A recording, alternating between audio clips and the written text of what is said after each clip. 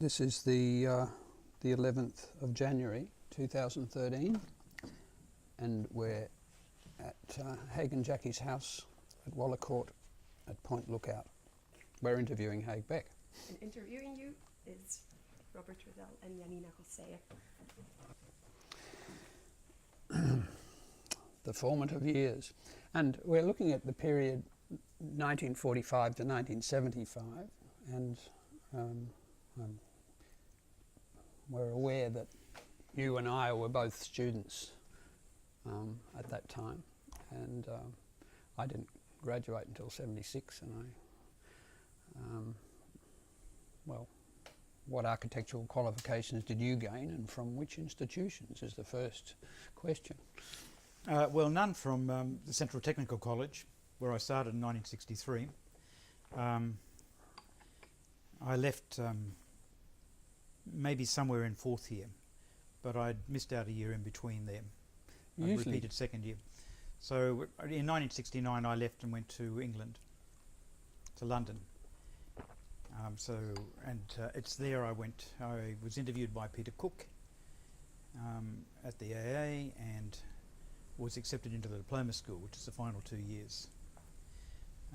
Mainly on, I think, on the strength of a portfolio of stolen architectural drawings from the various practices I'd worked for, and every Australian's gift for the gab, which always amazed the English. So I was accepted, and I eventually took the position up after I'd gone and worked for the Architects Journal as a trainee technical editor, where I worked with Peter Davey and Maritz Vandenberg. Peter Davey went on to become the editor of the Architecture Review, and Maritz Vandenberg went on to become the editor of Architects Journal. We were all working together in Queen Anne's Gate on desks beside each other under Leslie Fairweather. And then we heard that the AA might be closing down. It went through a series of these crises at around that time, and on Martin Paulley's advice, another architectural journalist, I took up the position that had been offered to me at the AA. So I went on and graduated from the AA in 1973 with the diploma from the AA. Although I failed to hand in my history thesis because I'd never done it. And Alvin Boyarsky, who was chairman of the AA, said, "Well, look, Haig, we can't give you your diploma until you hand your thesis in and you pay your fees." And it wasn't until about 1981 or 82 that I finally actually got round to writing the history thesis, and which I passed. I'm told that Robin Middleton only gave you a pass or a fail, and I got a pass, so it wasn't too bad. By then I could afford to pay the backlog of fees, and so I eventually graduated. Although the diploma says 73, I didn't get it till 81. And what was the history thesis on? I did it. By then I was editing with Jackie Cooper, International Architect, which we were also publishing, and I did an issue on French, contemporary French architecture, which was really very exciting at that point. Enormous amount of building was going on in France because they had a left-wing government, and left-wing governments build infrastructure, and that's a great moment for architects. And so there was lots of social housing and the likes being built in France, and we went across and we did an issue on Paris, and we were looking at French architecture from '67, from the time of the Student Revolution, and I wrote a thesis which was looking at the way in which French architecture had been transformed following the revolution in '67, or the near revolution in '67. And what are the buildings that you remember from that time? I must. There's a caveat that needs to come in here straight away. Is that I've always lived in the future, and really don't reflect at all very much on my own past, and so I don't remember very much. And there's another thing to take into consideration. There's a saying that says that if you remember the 70s, you weren't there. So I can't really say that, I mean, we're now dealing with the 80s, the 70s and the 80s in Europe, and I think it's a little bit beyond the scope of this interview. So back, I think, to... Yes. Could I just ask, going back, why did you decide to study architecture in the first place? Oh, well, my father was an architect. That helps. Mm-hmm. He had been... he'd been a survey draftsman doing the survey for Somerset Dam, and this is in 1938 or 39, and he was 16 or 17 or 18 or something like that, and he was living in a tent up on site up in Somerset Dam, or where Somerset Dam finally got built, and his younger brother enrolled in architecture down at what would have been the CTC, and that's Haig Beck, and my father's name is Doug Beck, and Dad would come home of a weekend, the story goes, and see bits and pieces, and think, I could do this. So he enrolled in architecture too. Then the war came up, and he went off to be a navigator in the Air Force. Apparently not a very successful one. They cashiered him more or less for health reasons or something after he got their plane lost several times. But he came back and he then took up architecture, and must have graduated sometime in around about 46 or 47, I guess, because he built his own house, which was, and there were several young architects at that time, were all deeply inspired by Frank Lloyd Wright and the Usonian period, and so he built a Usonian house. And the materials, that you would find in Brisbane at that time of post-war austerity was appropriate. He swapped a block of land that he owned with his brother. My family had market gardens down at Indooroopilly near the river, and they each ended up with a block of land out of it. And he swapped a block which was really not much use for anything, but had fabulous views down the river. And he built the house just under the brow of the hill. So I was brought up inside. My earliest memories are architectural. Living in, go to other people's houses and they weren't like our house. We lived in an architect's house, and it was brick paved floors and lots of big folding glazed doors and sort of big eaves, swooping eaves, and so on. It was, and I can remember at a very early age, maybe about 4, and my coming home one afternoon and looking over my shoulder to see what I was doing, and I was doing a drawing of a fisherman in a boat, and him telling me what beautiful straight lines I had, and that I would make a great architect, and I was cursed from that point on. So I always wanted to be an architect, and I always sort of understood what architecture was about, because I was brought up inside it within an architectural community, and his friends were all architects. I always assumed from being in that background that all architects cooked. It was natural, because every weekend he and his friends would go off to the Roma Street markets and come home and cook Chinese food all weekend. I just also assumed, in fact, that architects, and all men for that matter, were exotic cooks at that level as well. And who were the architects that your father... I can't remember. No? No. Look, I was a little boy. I was a little boy. So, look, I'm not going to be terribly useful for you at this level, but don't forget I am an editor, and I have been thinking about architecture for a long while, so and I do have some thoughts about modernism in Queensland. We'll get to that surely. I thought I might ask just in case. You never know. Doug Christensen was one of his mates, and Cole Tish was another one of his mates. Right. And Cole Tish was. We used to go down to Cole Tish's.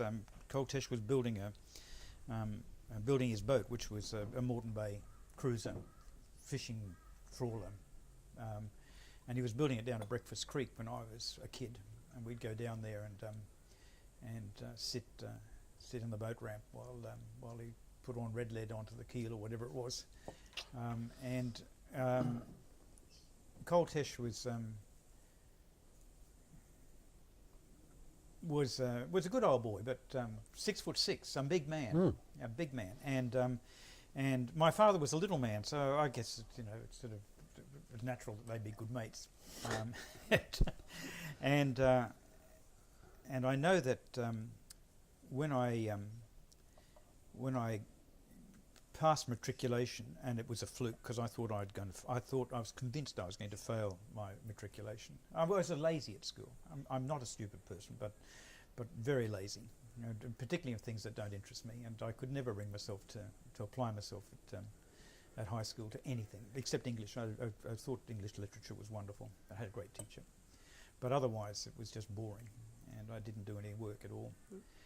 So I was absolutely astounded when I got 5 C's for senior. We lived next door to Ian Gall, who was the cartoonist for the Courier Mail in those days up in Hendra, and he brought me home the results at midnight before the paper came out. Well, you could do that, couldn't you? I can remember seeing them and falling over myself, thinking 5 C's, I don't have to go back and do another year at high school, thank God. So you got physics, did you? I got physics. I got physics. Yes, Because I couldn't believe it. I didn't, and therefore I could never go past 3rd year until I got it. You got it, yes. Well, that's the way it was. But I got 5 C's, and which meant that there was no way in the world I'd get a Commonwealth scholarship, which is the only way you could afford to go to university then. Was you either got a scholarship and you had to be a hard-working, high-performance, matriculating student to do that, or alternatively you paid the fees. Well, my dad used to spend all his money in the pub. There's no chance of that.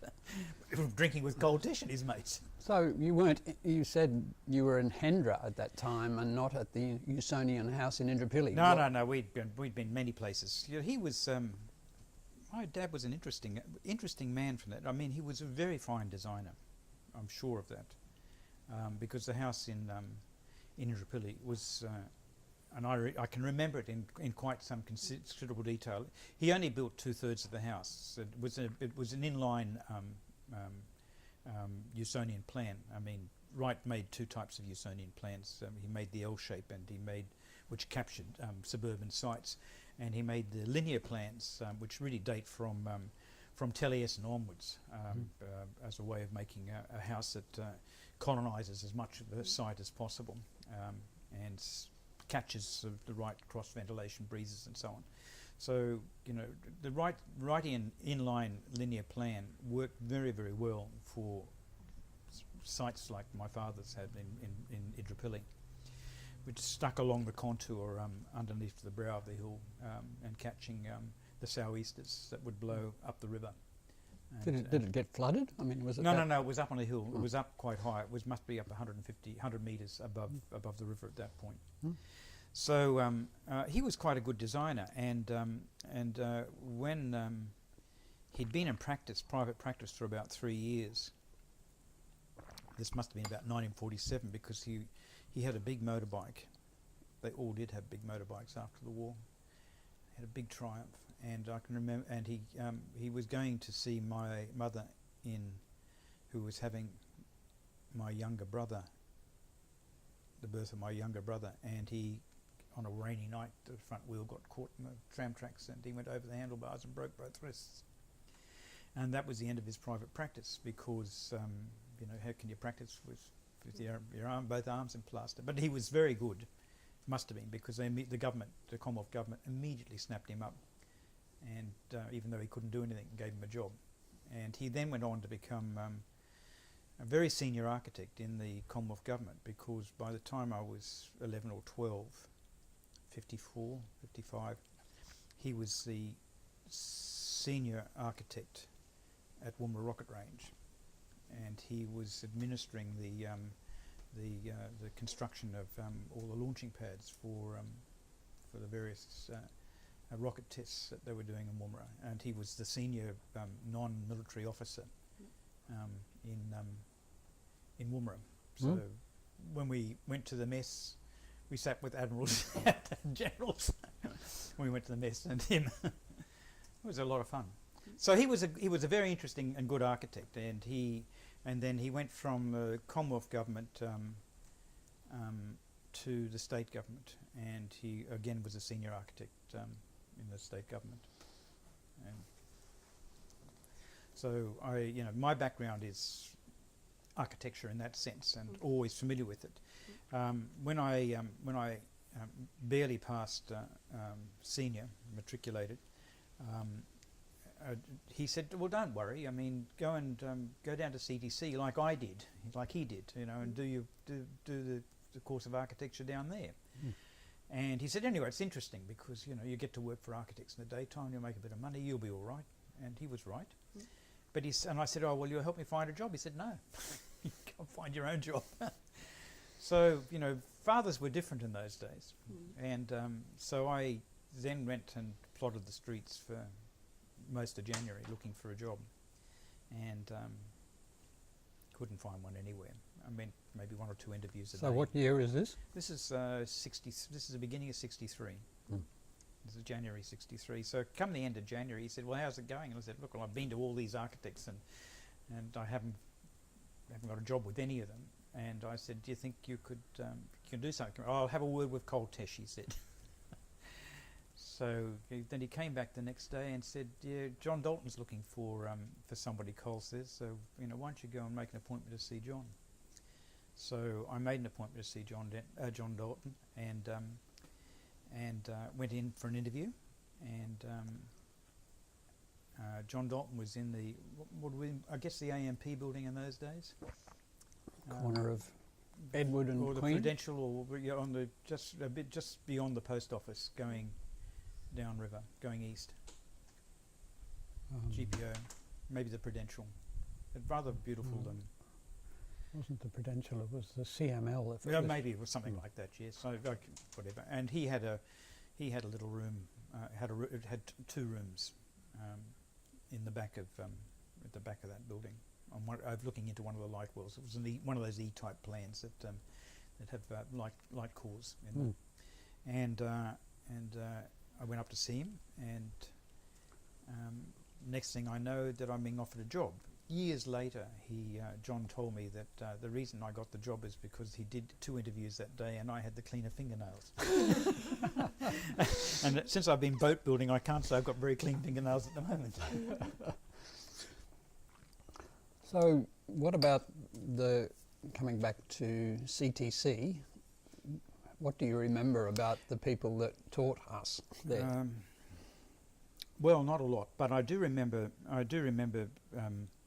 First year in CTC was a remarkable experience because there were maybe 130 people, Yes. and there weren't enough desks to go around, and so is that still working properly?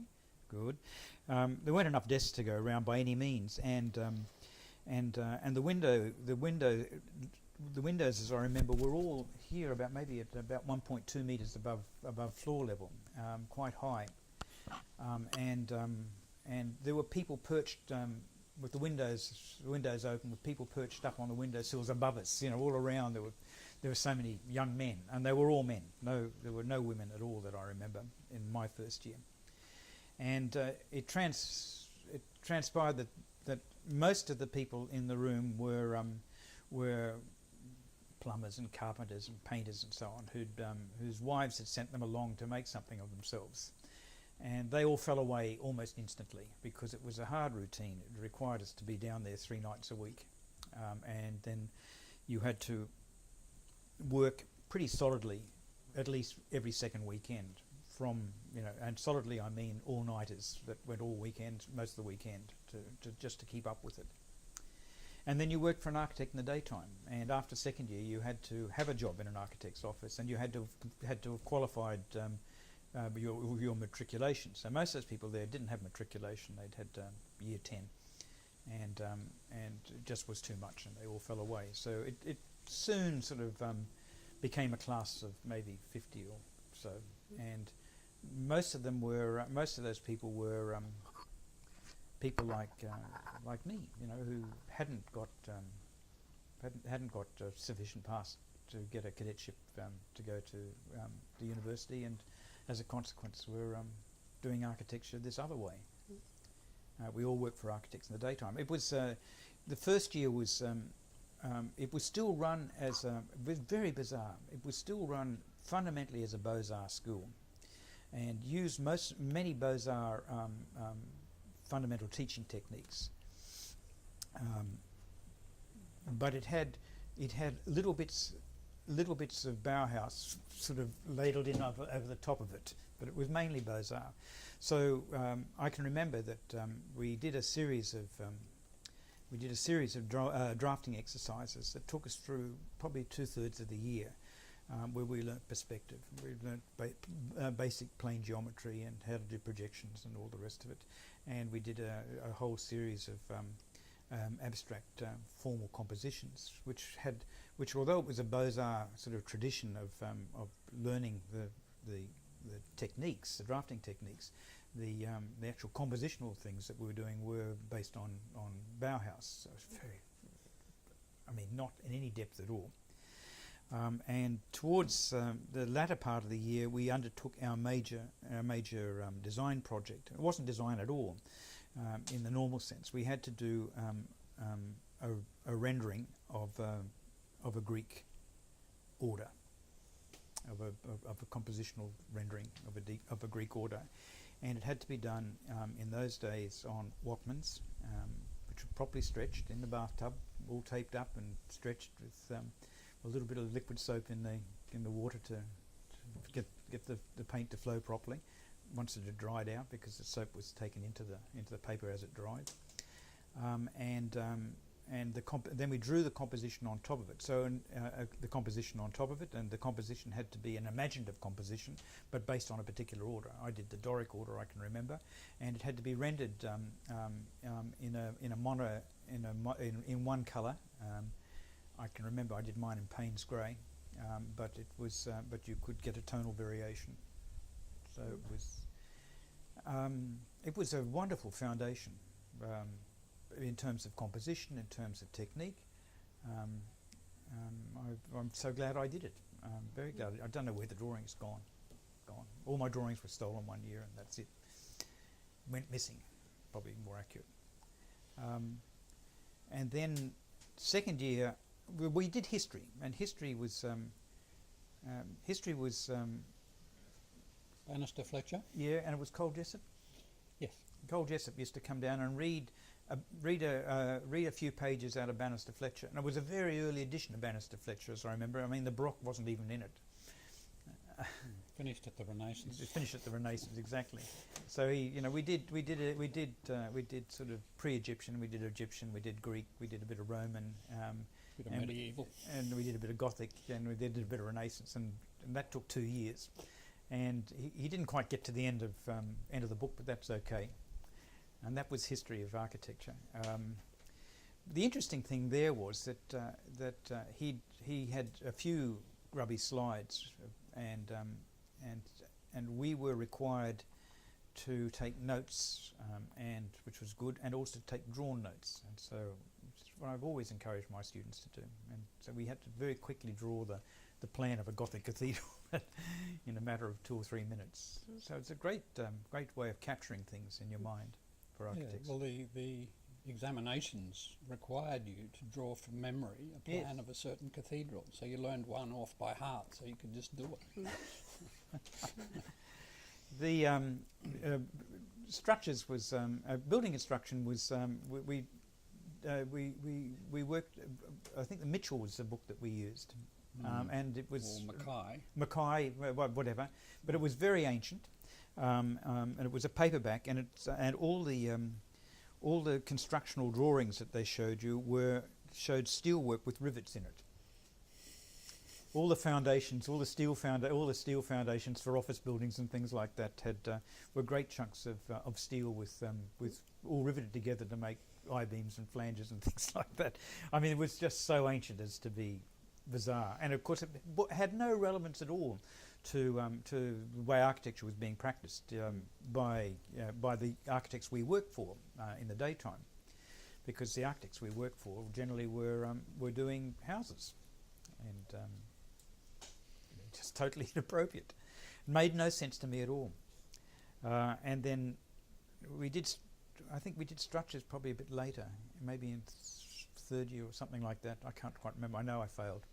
I was no good at structures. Well, I was lazy. I only did things that interested me. But it was I can remember going down to on the first night,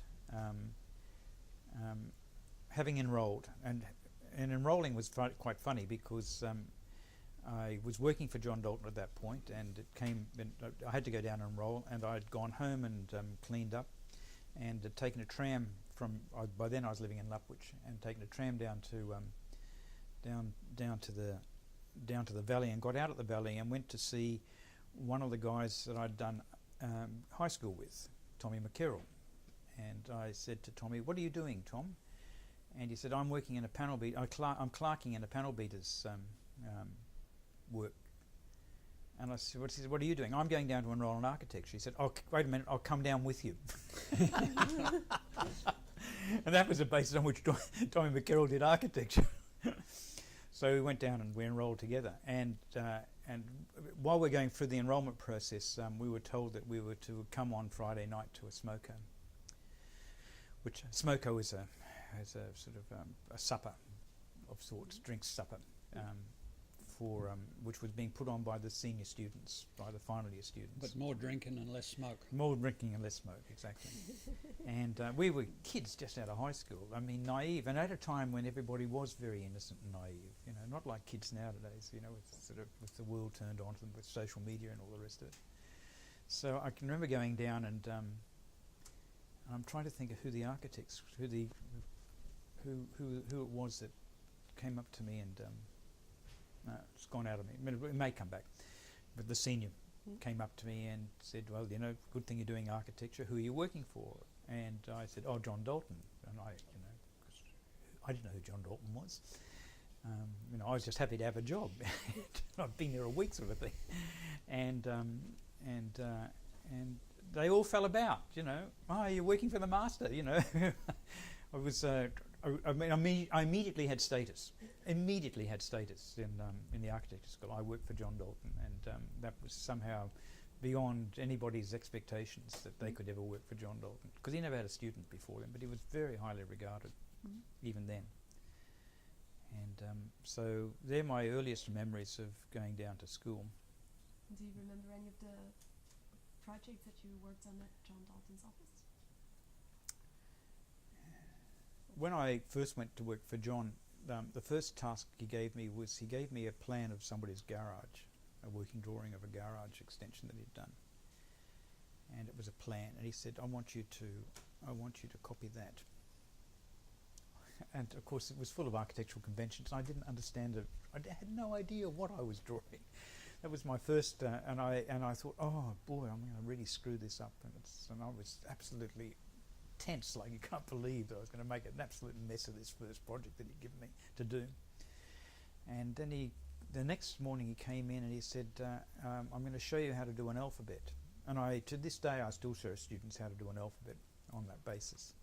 And he showed me how to do a pencil, how to sharpen the pencil, and how to hold the pencil, and then how to do a lowercase alphabet, and how to set it out, and how it was formed, the geometry, the underlying geometry of the alphabet, how it worked. And then how to do uppercase, and how to do numbers, how to do the figures, and then he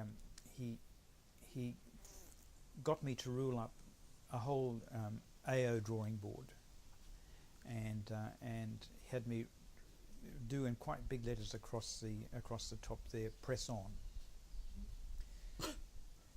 and which was had a double meaning, because it was not only press on, you know, work and it'll be okay, but it was press on was the way you had to hold the pen, how you had to push the pencil down. So we did everything with an HB or an F grade pencil, and the trick that he'd shown me was that to steady the hand as you start a letter was that you do a little point like this, and then you could move around. The hand was steady. You could trace out the shape of the oval shape of the underlying geometry of most of the lowercase letters. So pressing on was the first bit, and then you pulled it around, and then you pressed on again at the end of that bit. So every stroke you did, every up and down stroke, down started with a press on and ended with a press on. And his point was that not only did it steady the hand, but it also had the benefit of back in the days of blueprints and die lines, that even if the letter dropped out, where you pressed on would still be there, even if the letter dropped out in the printing process. So you could still read the text by filling in the gaps, as it were. So that was his way of. He used to do all his working drawings on tracing paper, in ink, and in those days everything was done with ruled with. What are these pens that do this? A ruling pen. With ruling pens, you know, and you could adjust the line thickness with the ruling pen. Reprotographs didn't exist at that point. What are reprotographs, I hear you say? And then when he came to letter up do the notes on the drawings, he'd take out his fountain pen, which had black ink in it, and he would use the set square and the T square, and he would use the set square to do the downstrokes, and use the T square across the bottom to get the line of the line in. So no rules, nothing. He'd be doing with fountain pen like this. He'd put the fountain pen up over the edge of the over the lip of the perspex lip of the T square, so that the set square didn't quite touch the paper, and then he'd just use that, so he never blotted the paper. Fast as anything. Was a fabulous draftsman. Could he do a sheet of drawings in a day? That's where I learnt that's what you should do. Because I know when I finally got fired from Mel Cummings, I was really pissed off, because as I showed him at the point when he was firing me, that I'd been with him for 3 months, and every day I had done a drawing. There they were all listed. So how long did you stay at John Dalton's office? About 18 months, and while I was there, when I first went to be with him, he was supervising his own work, and he was also supervising maybe John Railton's work, because John Railton had gone off. If it was John Railton, but it was a friend, had gone off with a client's wife, and had disappeared to Melbourne, abandoning his practice, and John was left with having to do the supervision on 2 or 3 of these houses. I don't think it could have been John Railton. No, maybe not. I must be very careful and circumspect there about naming names, because I don't remember anything, but I do remember sort of these sorts of events. So he was supervising his own work and supervising somebody else's, which meant that he was out most mornings. So my task really was to answer the phone and to learn how to letter. And so I would answer the phone, good morning, John Dalton Associates. I was the Associates. And take a message, you know, and take a message for him. And he'd come in about lunchtime, and we would sit there in the afternoon, and I had a desk up against a wall with the window looking down at the light well this way, and he had his desk at right angles to me, and looking out through the light well, and he would sit back and talk. While he was working, he'd talk about all sorts of wonderful things. He was totally self-educated. He'd been, as I remember, he'd been an aircraft draftsman, aeronautical draftsman in Yorkshire. And he was a handsome man, really a handsome man. Looked like Cary Grant or Gary Cooper, you know, cross between the two of them, you know. A really very handsome man, and you know, suffused with sort of confidence, you know, as only a handsome man can be, I guess, never having been there. And he would talk about philosophic issues and morality and social obligations, moral obligations, and integrity, and all these things, which I always assumed was, you know, this was the essence of architecture. It was only years later I realised that he was going through a bit of a crisis himself, because he'd fallen in love with one of his clients' wives, and maybe the conversations we were having when I reflect on them, were possibly conversations about his own sort of crisis of confidence about what he should be doing. But it shaped me. I just assumed, in fact, that I knew a bit about Wright, and having been brought up in a Wrightian house at some point, and I knew a bit about architecture, and then to hear the moral dimension, the philosophic moral dimension of architecture, I thought that's what the hardcore of the program really was. It was more than just design. So did you socialise with him at all? I mean, did you go to his home? Yes. Look, he was what a fine man. I'm so lucky. But I've always been lucky, so that's when it comes to architecture, I've always been lucky. So I was very fortunate, and just fell on my feet. And he modelled me, he moulded me. It was Pygmalion, and I was Eliza.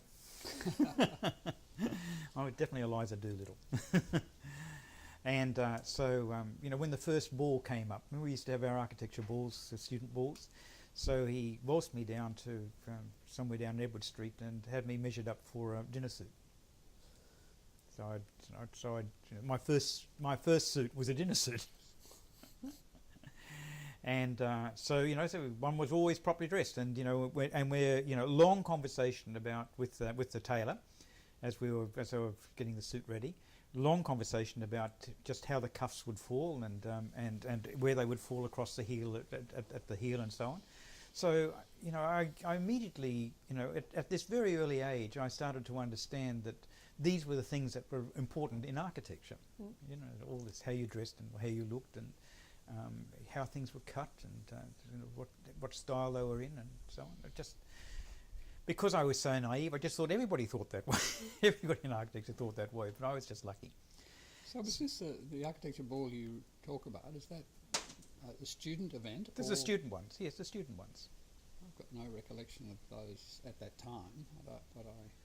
Oh, look, I can remember organising one, which probably by the time I was in third year by then, sometime later. But I remember, where there was we were working out what the decorations for the ball and the theme and the decorations for the ball would be. Remember where they were held? Oh, in Lennon's. We did one down at the Bellevue, I can remember. They were very stylish events. With properly, and some of them were very. I remember one we did at Lennon's, which was really very well decorated. It was, and the committee met, and we all talked about what the theme would be and how we had decorated on that. So we were going to have a Roman theme, and and I can remember somebody joking that we'll have torches with burning Christians. Was the joke. So this was the student organisation. This was the student organisation that became Scarab. Which was Scarab. Yeah. So. Because, and I'll tell you now, I can construct little bits and pieces of my history on this basis, because you asked me, do I remember any of the projects? I remember 2 or 3 projects with John. One of them was a sheep station, a homestead for a sheep station somewhere out west. I never went there, but Elizabeth showed me the working drawings for it. Yeah, that's it. I remember I did the kitchen details for that. I remember having to do zinc-lined flour boxes. That you put a underweight of flour into at a time in the kitchen, which is not quite like your suburban kitchen by any means. And I can remember him being paid and getting a cheque and going down to the bank and banking the cheque, because everything in those days he did everything out of a passbook. He had a checkbook. He had a checkbook and a checking account, and he had a passbook. He came back, and we 2 of us sat down at his desk, and he took me through his passbook.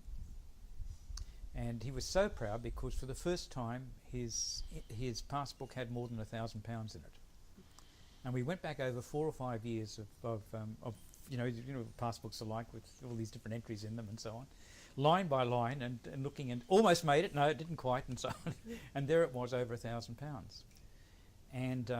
And he gave me he gave me £150 of that 1,200 odd pounds he had in the That's enough to buy a car. which was enough to buy a car, and that's my first MG, the MGY I had.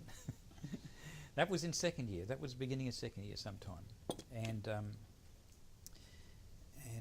so I remember that homestead and buying that car, and I can remember painting a scarab on the door of that MGY. By the time we were deeply involved in student bits and pieces. Why a scarab? Why was it called a scarab? Well, scarab is this little beetle that you find, and it's in Egypt everywhere. And I was just talking to an artist up the street here yesterday, and she was saying when she was at the BM, she bought dozens and dozens of these little scarabs. So it must have been many years ago, but so big. But we always quite like this. It has symbolic value, and I can't quite remember what it was. But the alternative meaning for us was that a scarab was a dung beetle, and it spent its life collecting dung into a little ball and pushing it. And we always thought that was very much like being an architecture student in Brisbane in those days. We're collecting a ball of dung and pushing it uphill. It's. Remember that when I went to work for John Dalton, I was indentured to him. He had me. He was an old time. He believed in these things, a type of a master and apprentice, and the master's role and so on. So I had articles of indenture which my father had to sign on my behalf, which he'd set out. And But your father didn't have to pay for this? No, but he didn't have to pay me very much in turn. He undertook to teach me, and it's all set out paragraph by paragraph what his obligations were and what my obligations, forgotten what they were, but they were properly specified as an indenture and as terms of indenture, and he paid me £5 a week, and on the basis that now £5 a week is probably worth what would that be worth nowadays? It was enough to get by. Well, as long as he lived at home, Yeah. My mum took 30 bob from it for rent and board, and £1.50, and I had £1.50 for to fares and getting to and from work, and maybe £2 for whatever it was, and then she took another pound, the other pound out of it, and put that made me save it, and that was that's what it was, and so he took an interest in everything I did. He stood guarantee for things when I bought the MG, he stood guarantee for it because that was just a deposit. He stood guarantee for it when interesting people were in town. I'd be invited to come and to sit and have coffee with them and things like that. It was a great time. So where did you go to after John Dalton? I went to work for Don and Robin Spencer, the Spencer brothers, and Andrew Wiley, who was maybe in a year or two in advance of us, was working for them, and Andrew had said to me, "Come and work for Donny. It'll be fun." I mean, talk about being stupid. But I went to work for Don. I left John and went to work for Don. But it was fun. I mean, there's no two ways about it, because Donny Spencer was sailed very close to the wind. He could point higher than anybody else, and often had to drive. He got into a lot of trouble at times. And Andrew Wiley was as interesting a designer as Donny was. Robin used to run the office, and we were in we were up on the next street up from Wickham Terrace, going out. Leichhardt Street? Leichhardt Street, yes. And we were in there was a 10-storey sort of block of apartments that had been built up there, and we were on the third floor on one of those. Glen Craig, or no? No. But Craigston. No. not It's still there. And Clinton. they rented an apartment, and so the office was spread through this apartment. It was a 2 or 3 bedroom apartment, and Donnie was interesting because he was much more experimental than John had been. John had come out of the, I think, the modernist constraints of Hayes and Scott, who he must have worked for at some point. So his was a good-mannered a good-mannered modernism based in part on sort of Hayes and Scott's, who were, I'm sure, were much influenced by Japanese architecture on one hand and by the American West Coast on the other. And the technologies that were available to the Japanese and to the West and on the West Coast of America were similar to what you would find in Queensland, and of course climatic issues were similar as well. But John had, but whereas Hayes and Scott's houses, I always think of them as being as 4 square, with pyramidal roofs on them, and big central fireplaces, and belt rails. That set sort of the line. And it's funny, you were saying to me only yesterday about remembering your father having to build after the war, and you could only build in weatherboards up to sill height, and beyond that it had to be fibro because there was a restriction on what materials were available. And but this notion of the horizontal line was a very powerful idea in Queensland architecture, and John Dalton always put a belt rail, which was a piece of 10 by 1.5 hardwood, 250 mil by 30 sort of rail, which ran underneath the windowsill at about 2'9", about 900. Through and that was that's sort of a datum line for the house, and it was a belt rail that ran underneath the windows. It ran through the big sliding doors, so it just set a horizontal line, and in that respect, it's sort of probably closer to Wright than to anything else, and Wright and a Usonian tradition, these long horizontals, and so John's buildings were very well mannered in that respect, when I first went there, he was still doing flat roof houses. I'll get on to Donnie Spencer in a moment. I think I'll just... But was it then mainly through John Dalton that you got in touch with for modern architecture? Because you said CTC was mainly in the Beaux-Arts. Yeah, well, you have to think that when you start... First year was no design to speak of. You learn compositional techniques. And you learnt about balance and harmony, and you learnt about duality and things like that. But you didn't actually do any design to speak of. Design started in second year, and it was very much set up like in the Beaux-Arts tradition. You would do an esquisse, a sketch, and then you would work up the sketch, and it would be maybe it was a one-night project, or maybe you do the esquisse in one night, and then you would come down for the second development in the next week, and then the final development, a week after that or something. So it was quite a lot of pressure to do these things, and then they would have simple little briefs. I can remember probably by third year we were doing kindergartens and little chapels, surf clubs and things like that. Simple little briefs. And I think very intelligent, about how,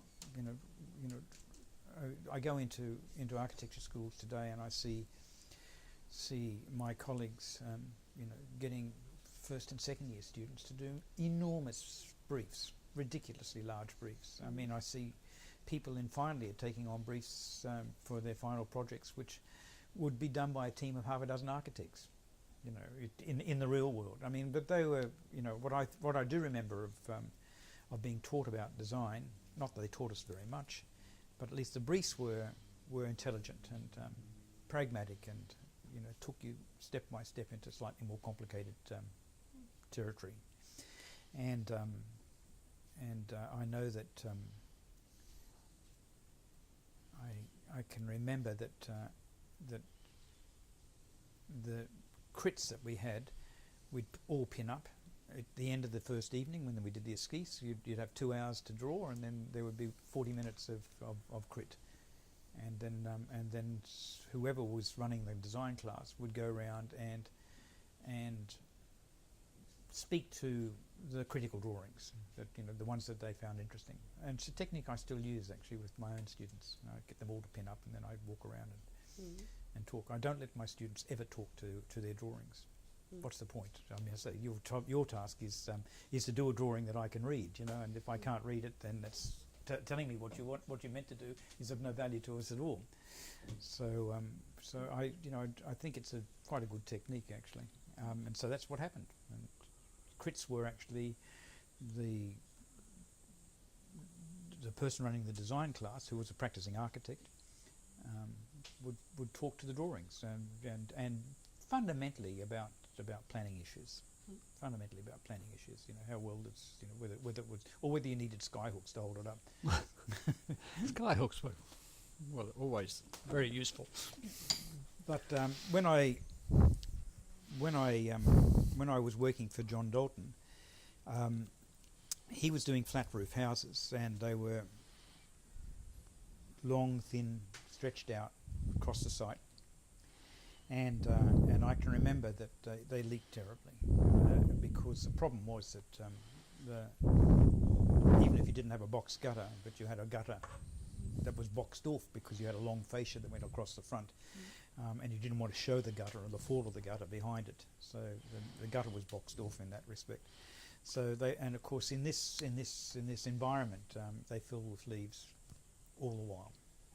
We don't have deciduous trees. We just live in a deciduous, constant sort of environment, constantly deciduous.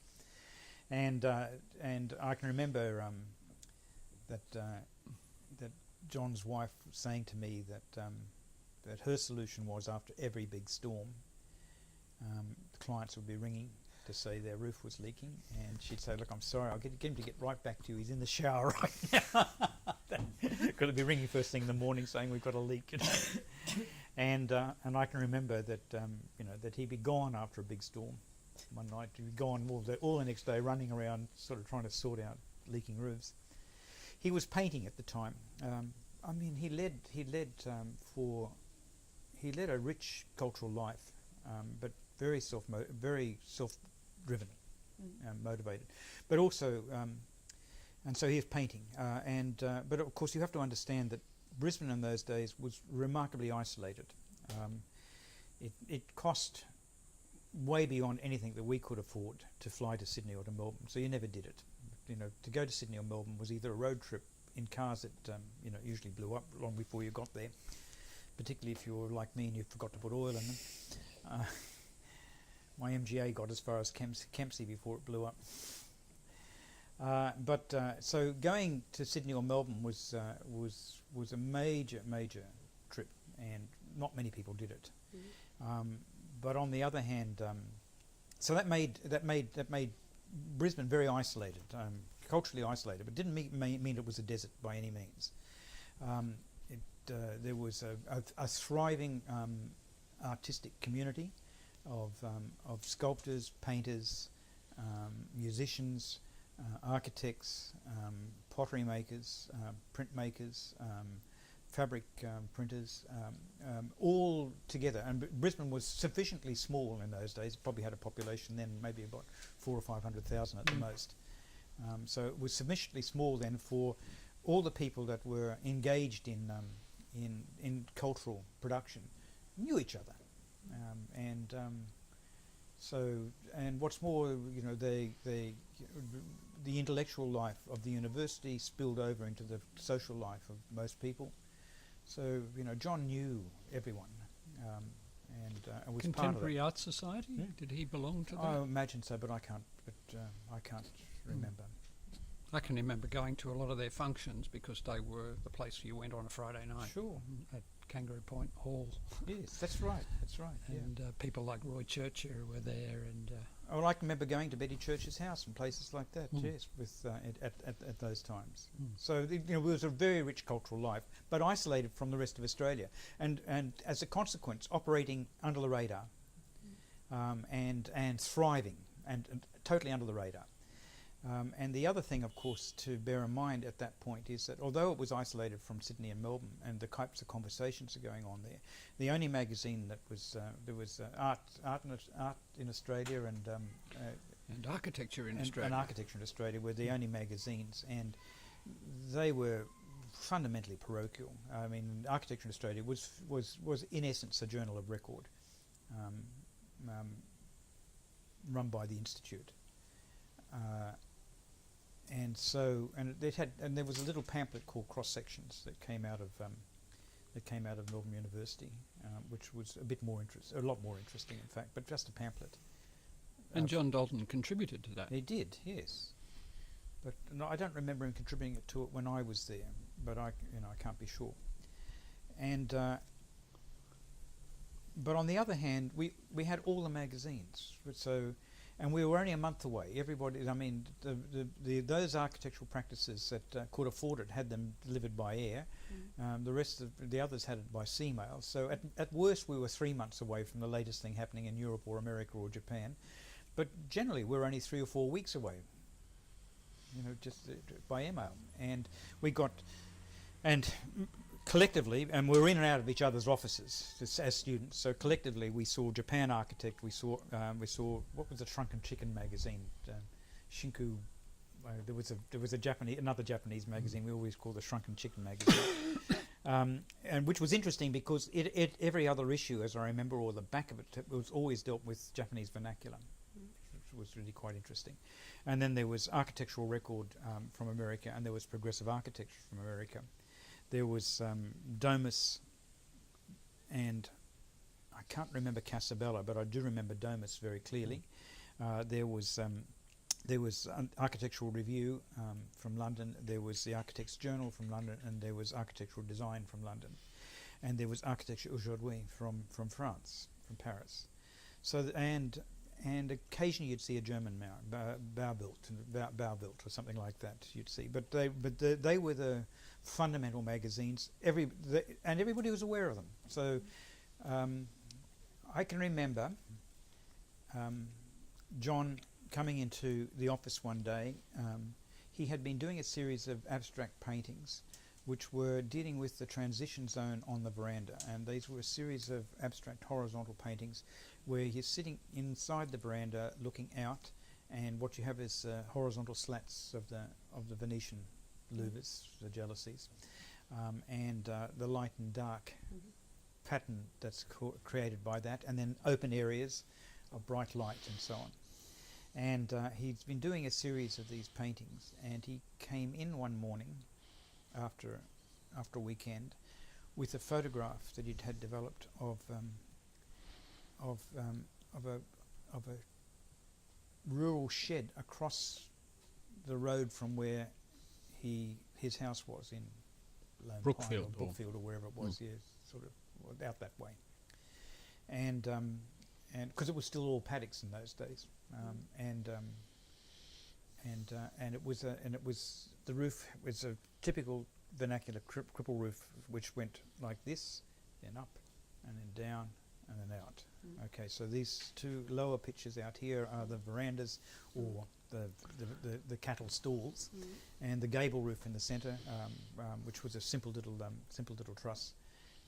What probably wasn't even a truss. It probably was just the two rafters leant together against a ridge plate, which was a really standard way of building, and getting quite good spans with quite small pieces of hardwood, small in its cross section, and saying we're going to do a roof like this now. I'm not going to have any more leaking roofs. So then he sits down and he starts to design the first of the houses with the cripple roofs, with the skylight in here and those sorts of pictures. So he cut them in half, essentially. Yeah. Took this and pulled it apart, and then got a clear story running, so that he could get cross ventilation to work properly and get light deep into the plan, and so on. So, but that was a big it was a big leap. I mean, I was in 63. 63. And that was the first stepping away from the flat roof, but also stepping away from sort of the Hayes and Scott sort of Japanese American sort of pyramidal forms and so on, and into something which was really took as its inspiration an abstraction of the vernacular. And you could see why he was. You could see, the sort of pragmatic imperative that was forcing it on him on one hand, but you could see him looking at the quality of light through the paintings he was doing, and how he would look across the street and see this. And it's only 2 years later that Bob is taking us, and 2 years later, and Bob is talking to us about Robert Riddel is talking to us about the rise and fall of the Black Stump, which was a very early piece. You'll have to remind me. I've forgotten. A very early piece in the Scarab. Well, you were looking at the vernacular, and because I can remember you taking us. I mean, we would have been in third year by then. I can remember you taking us one Saturday morning. We went up to to have a look at Walter Burr Griffin's incinerator, I can remember that. and then we went from there out to Bow Desert the same morning, and went out to Tamarukan. Okay. And at the same time, you were talking about not only about arts and crafts, but you were talking about the vernacular. I probably didn't know anything about arts and crafts. In fact, But what did we know? What did we know? We didn't know much at all. we were getting information from everywhere. Yeah, And and trying to assimilate it, yeah. because we weren't inside a structured educational program, thank heavens. So it was really quite a good time for us. But I can very clearly remember you coming into QIT, I suppose as it was then, with architectural record that had pictures of Sea Ranch and saying, look at this. Well, now here's the story. So when I was 2/3 of the way through second year, I got very frustrated because I knew design was this wonderful thing, but I didn't know how to do it. I couldn't, it's a typical. Because we weren't taught design, you either did it, learnt by osmosis, or you copied somebody, and neither system worked for me at all. And by near the end of second year, it must have been about September, I was absolutely frustrated and fed up, and thought I'm never going to make this work. And I remember going home and saying to my dad, my father, I'm giving up. I'm going to become a bricklayer. And he laughed. With hands like yours, you're going to be a bricklayer. So by then I'd been surfing for about a year, and surfing was just beginning in Australia. And that was here. No, it wasn't here. I don't think that was. No, it wasn't here at that point. It was. I was going up and down the Gold Coast. I had a 10'6" balsa board, and we put it on the top of our station wagon, and Mum and Dad had a campsite down in northern New South Wales, just beyond the Tweed, and they'd drive down on Friday night and with the kids to go camping, and they'd drop me off at Greenmount, and I would prop the board up underneath against the timber boarding on the edge of the beach, and sleep under it on Friday and Saturday nights, and surf all day, Saturday and Sunday, and then on the way back in, I'd be waiting on the street. They'd pick me up on the way back. That's how I spent every other weekend. And I can forgive me. I've just wandered off there. What was I talking about? Sea Ranch. Sea Ranch, yes. So then I went to work. Then I gave up architecture, and I thought, but the only job I could get had to be near surf anyway. So I went and got a little flat and went to work for Mel Cummings, who was Prof Cummings' son. That was after Spencer? No, this is before Spencer. Before Spencer. I think before Spencer. After John Dalton. After John Dalton. But all this is because I don't reflect on this. So all the time scales are a bit out. They're around about this time. Okay. And I can remember going and because I had a little flat at Mermaid Beach, in a little fibro house, and everybody used to come and stay with me because I had a house on the Gold Coast, at the beach, and I can remember that Spence Jamieson came down. Now Spence Jamieson was the one who was at university and was given the job by Mel Cummings, and I was very resentful because he was going to pay Spence Jamieson a lot more than he was paying me, and Spence Jamieson had no experience at all, and But I could never feel bad about the fact that Spence Jamison got my job and got paid better, because Spence at the same time was showing me a copy of Progressive Architecture or Architectural Record. I can't remember what it was, and it had, and this must have been November or December, because it was at the end of the university year. You know, the latest of these, whichever architectural magazine it was, had just arrived. So this must have been 1964, November, December 1964. There was Spence Jamison showing me pictures of Sea Ranch, which was, the condominiums had just been built. And for me it was an absolute, complete and total revelation. Oh, that's how architecture works. That's easy. Because what it did was, what Moore does is he's incredibly influenced by William Worcester. Who's William Worcester, you say? Mm-hmm.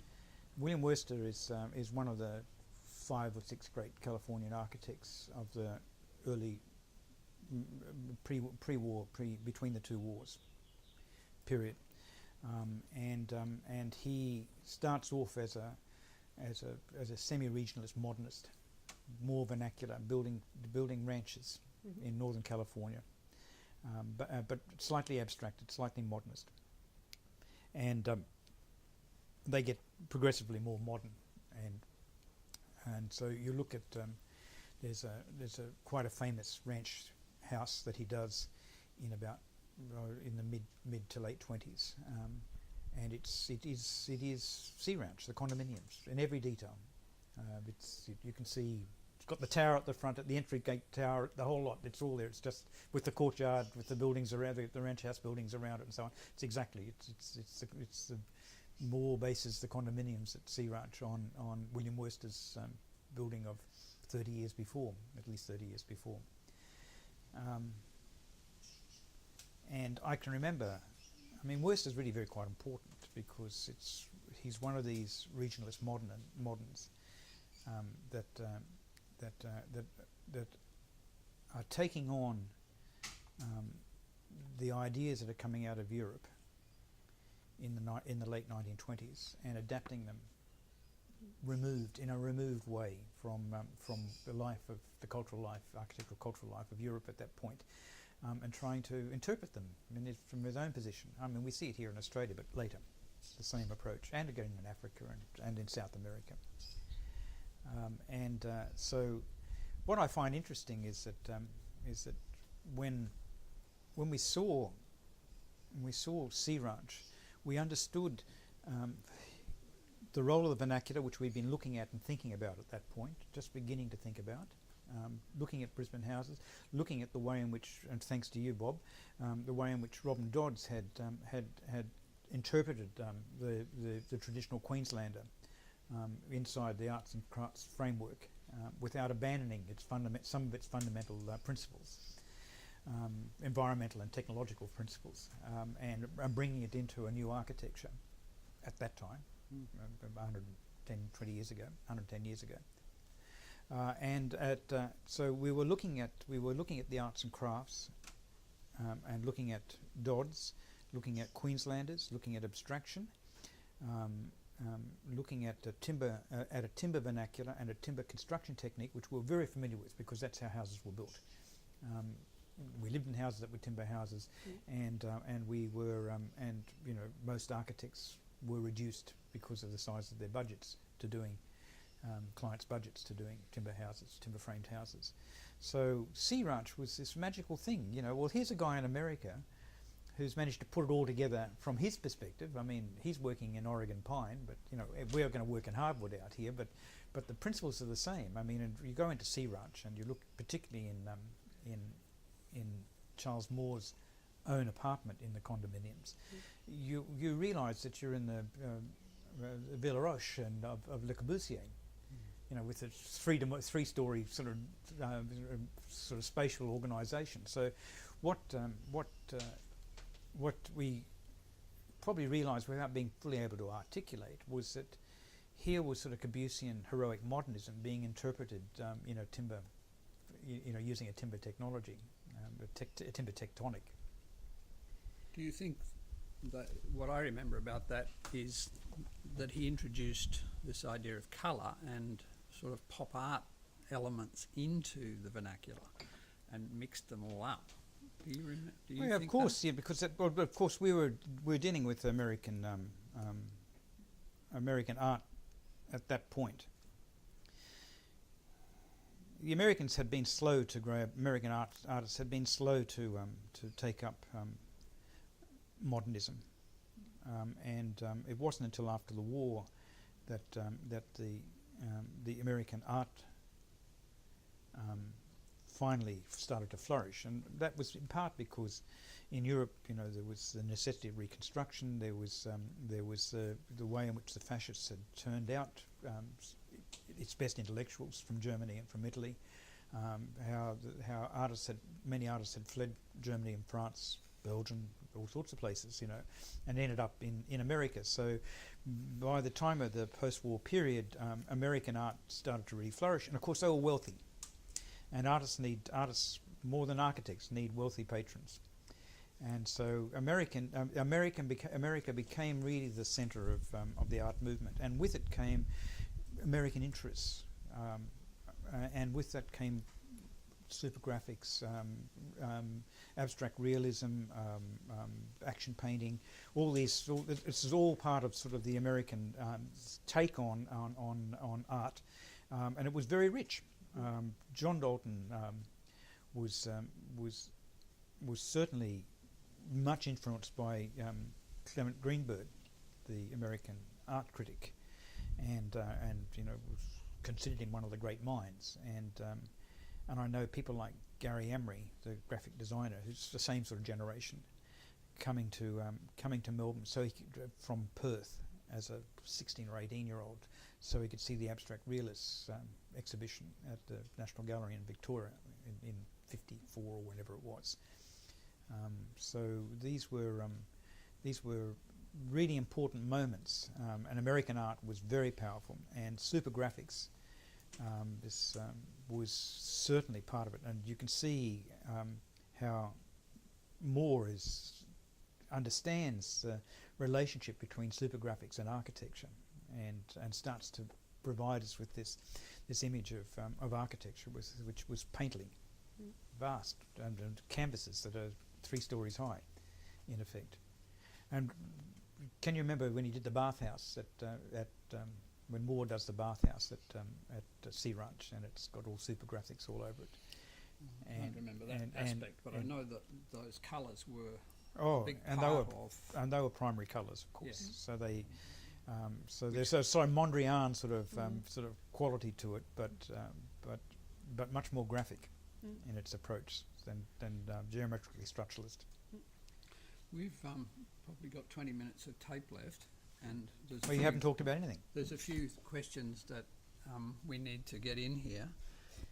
Well, we have another tape in case. We do. Yes, we can okay. go for Great. for another 2 hours. Okay, forget that. I have another memory card, so. Good.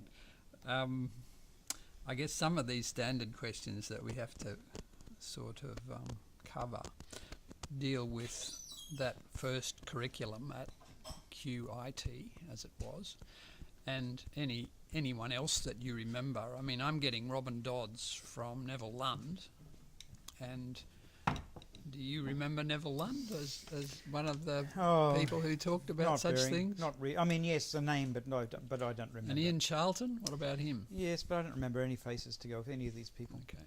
And Cole Tesh was teaching down there too, and you knew him. But probably construction, I would have thought. Yeah, he was doing specification, I think. Yes, was it? Or something such. Were you aware of Karl Langer yes as and a no. student? No. I mean, yes and no. I mean, we were aware of the work. You went to the Broadbeach Hotel? Yes. Well, my father was one of the was an architect on the Broadbeach Hotel. Huh. Well. And the Chevron Hotel's another thing I remember from that time. Yeah. Well, yes and no. Yes and no. But I mean, living on the Gold Coast, that to me was where architecture was happening. Oh, well, I never saw it that way at all. Isn't that interesting? I thought, the really interesting things were happening at a domestic scale. Look, there's something I should explain here about why did architects do so many houses in the 60s, and in those days, banks were very lazy, even lazier than they are now. Bank managers, and they would not lend money unless you had a proven track record of being able to save and to pay things off in the proper credentials. Not a bad idea, really. Not a bad idea, but not when it came to looking after their mates in before 2008. However, what in those days what happened is that when you became engaged to get married, the two of you would go out and buy a block of land. And that was the contract. That was the level of commitment that you were going to get married, and you were going to, and so you put a deposit on a block of land. You bought an engagement ring, and you had between you enough money to put a deposit on a block of land, and then you paid it off, the block of land off, and that took usually a couple of years. And the two of you would be working, you'd be living at home, so you saved and you paid the block of land off. When you'd paid the block of land off, you could then go to the bank and borrow money against the value of the land and against your saving credentials to build a small house. And if you were an ordinary working couple, a tradesman or something like that, then you went off. You got a builder, and he in turn went off to the Housing Commission and did a house based on a Housing Commission spec and details. And they're very beautifully built. I worked for 6 weeks for the Housing Commission when I was at some point, and spent my time pulling the detail sheets out of various boxes for all the different bits and pieces of a Housing Commission house. And I can remember to this day thinking they are very carefully and thoughtfully put together. All the flashings were in the right place. All the little rabbits were here and there. So beautifully made houses. But if you had a tertiary education, you were a teacher, a young doctor, or whatever. Then you went to an architect, and in those days you couldn't buy an existing house, because the bank wouldn't lend you money on it. You had to actually be able to pay for the damn thing or be a mature adult. So there was no chance of buying an old house and fixing it up. All you could do was build a new house. And so many architects working with very, very restrictive budgets were doing houses. And so I can remember through most of the formative years of going to college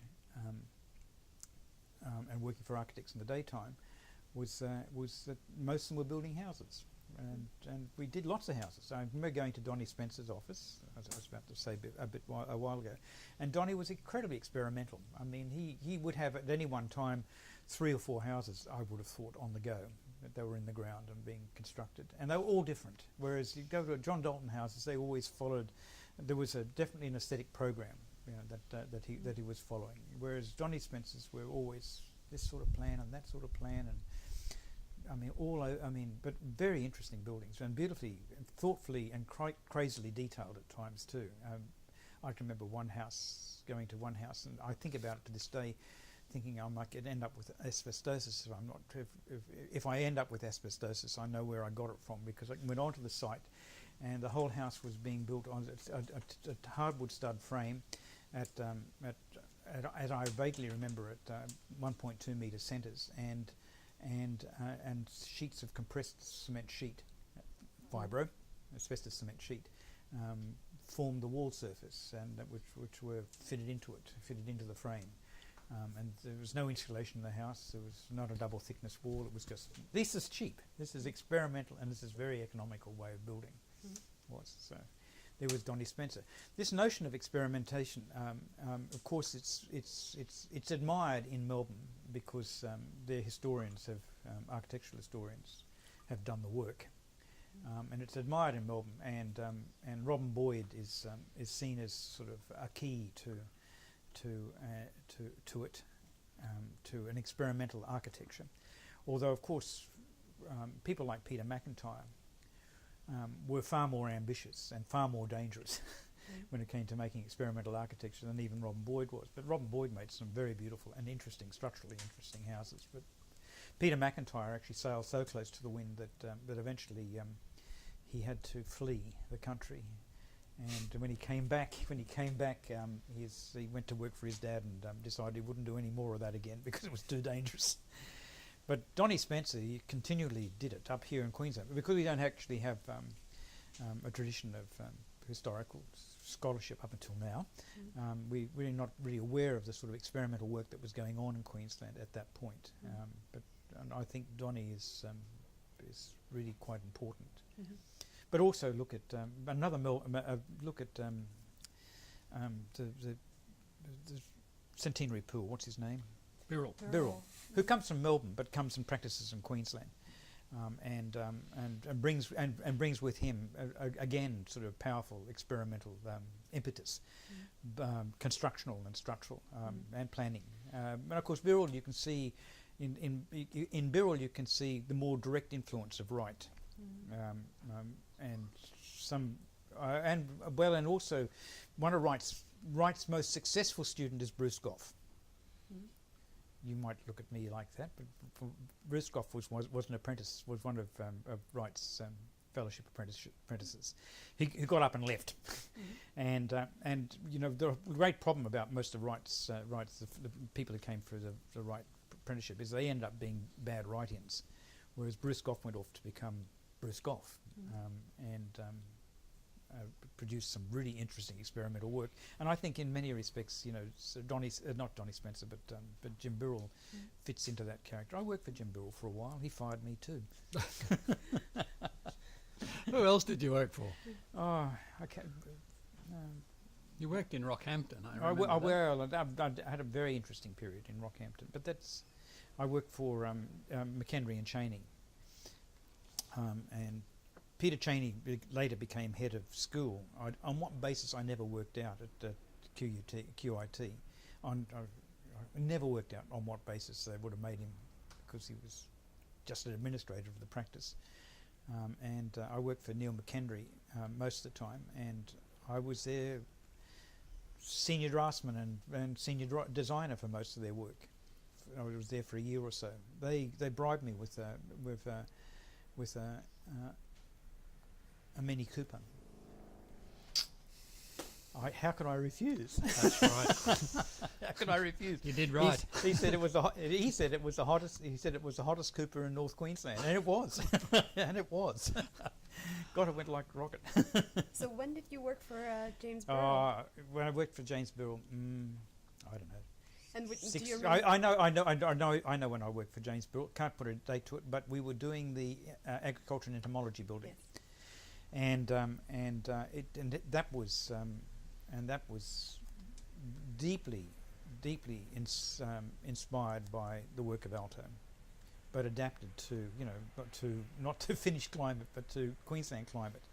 So he'd organised and brick building because it had to be cheap. And it was done with not very nice bricks too, as I remember. Cheap rejects. Yeah, not very nice bricks at all. Really cheap. But but what he did is he used the cavity, and this is this notion of experimentalism. It's rife at that time in Queensland architecture and not talked about. But he used the cavity as a ventilating system.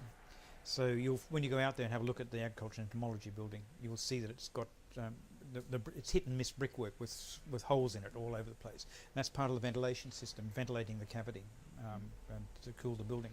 It didn't have any air conditioning because they couldn't afford to put air conditioning in this building. Has now. I'm sure it has, yes. And it had this snake-like form, and I can remember him. He was still working his way through getting it approved by the different faculties, and there were like 4 departments in the faculty, all with competing interests in and wanting a bit of the building, and so it was a difficult client, very difficult client to work with. And I remember him coming into the office one day and saying, I want you to take the sketch plans for the site plan. I want you to put a pool here. In one of the spots. I said, why do you want to do that for? He says, that's and I want you to put a note on that saying cooling, air conditioning, cooling pool. And I said, this hasn't got any air conditioning in it. He says, I know that, just do it. He says, just do it, because they're all going to jump on that, because they know that too. They're all going to jump on that, and they jump on me, and having jumped on me, I can get the other things done. I'll pull that one out. And I came back the next day and said, take the pool out. Yes, everything else is okay. Smart. Who else do you remember working on that project? Oh, I don't remember, but people were there. I mean, Bruce Addison was in the office, I think. Bruce Goodser? Well, Bruce Goodser was in the office, and also my brother-in-law was there, was in the office. Bill Riddel, who's gone off to become a born-again Christian. That was before Richard Stringer was there? Oh, I think Dick was about that time. They were all, you know. Don Watson?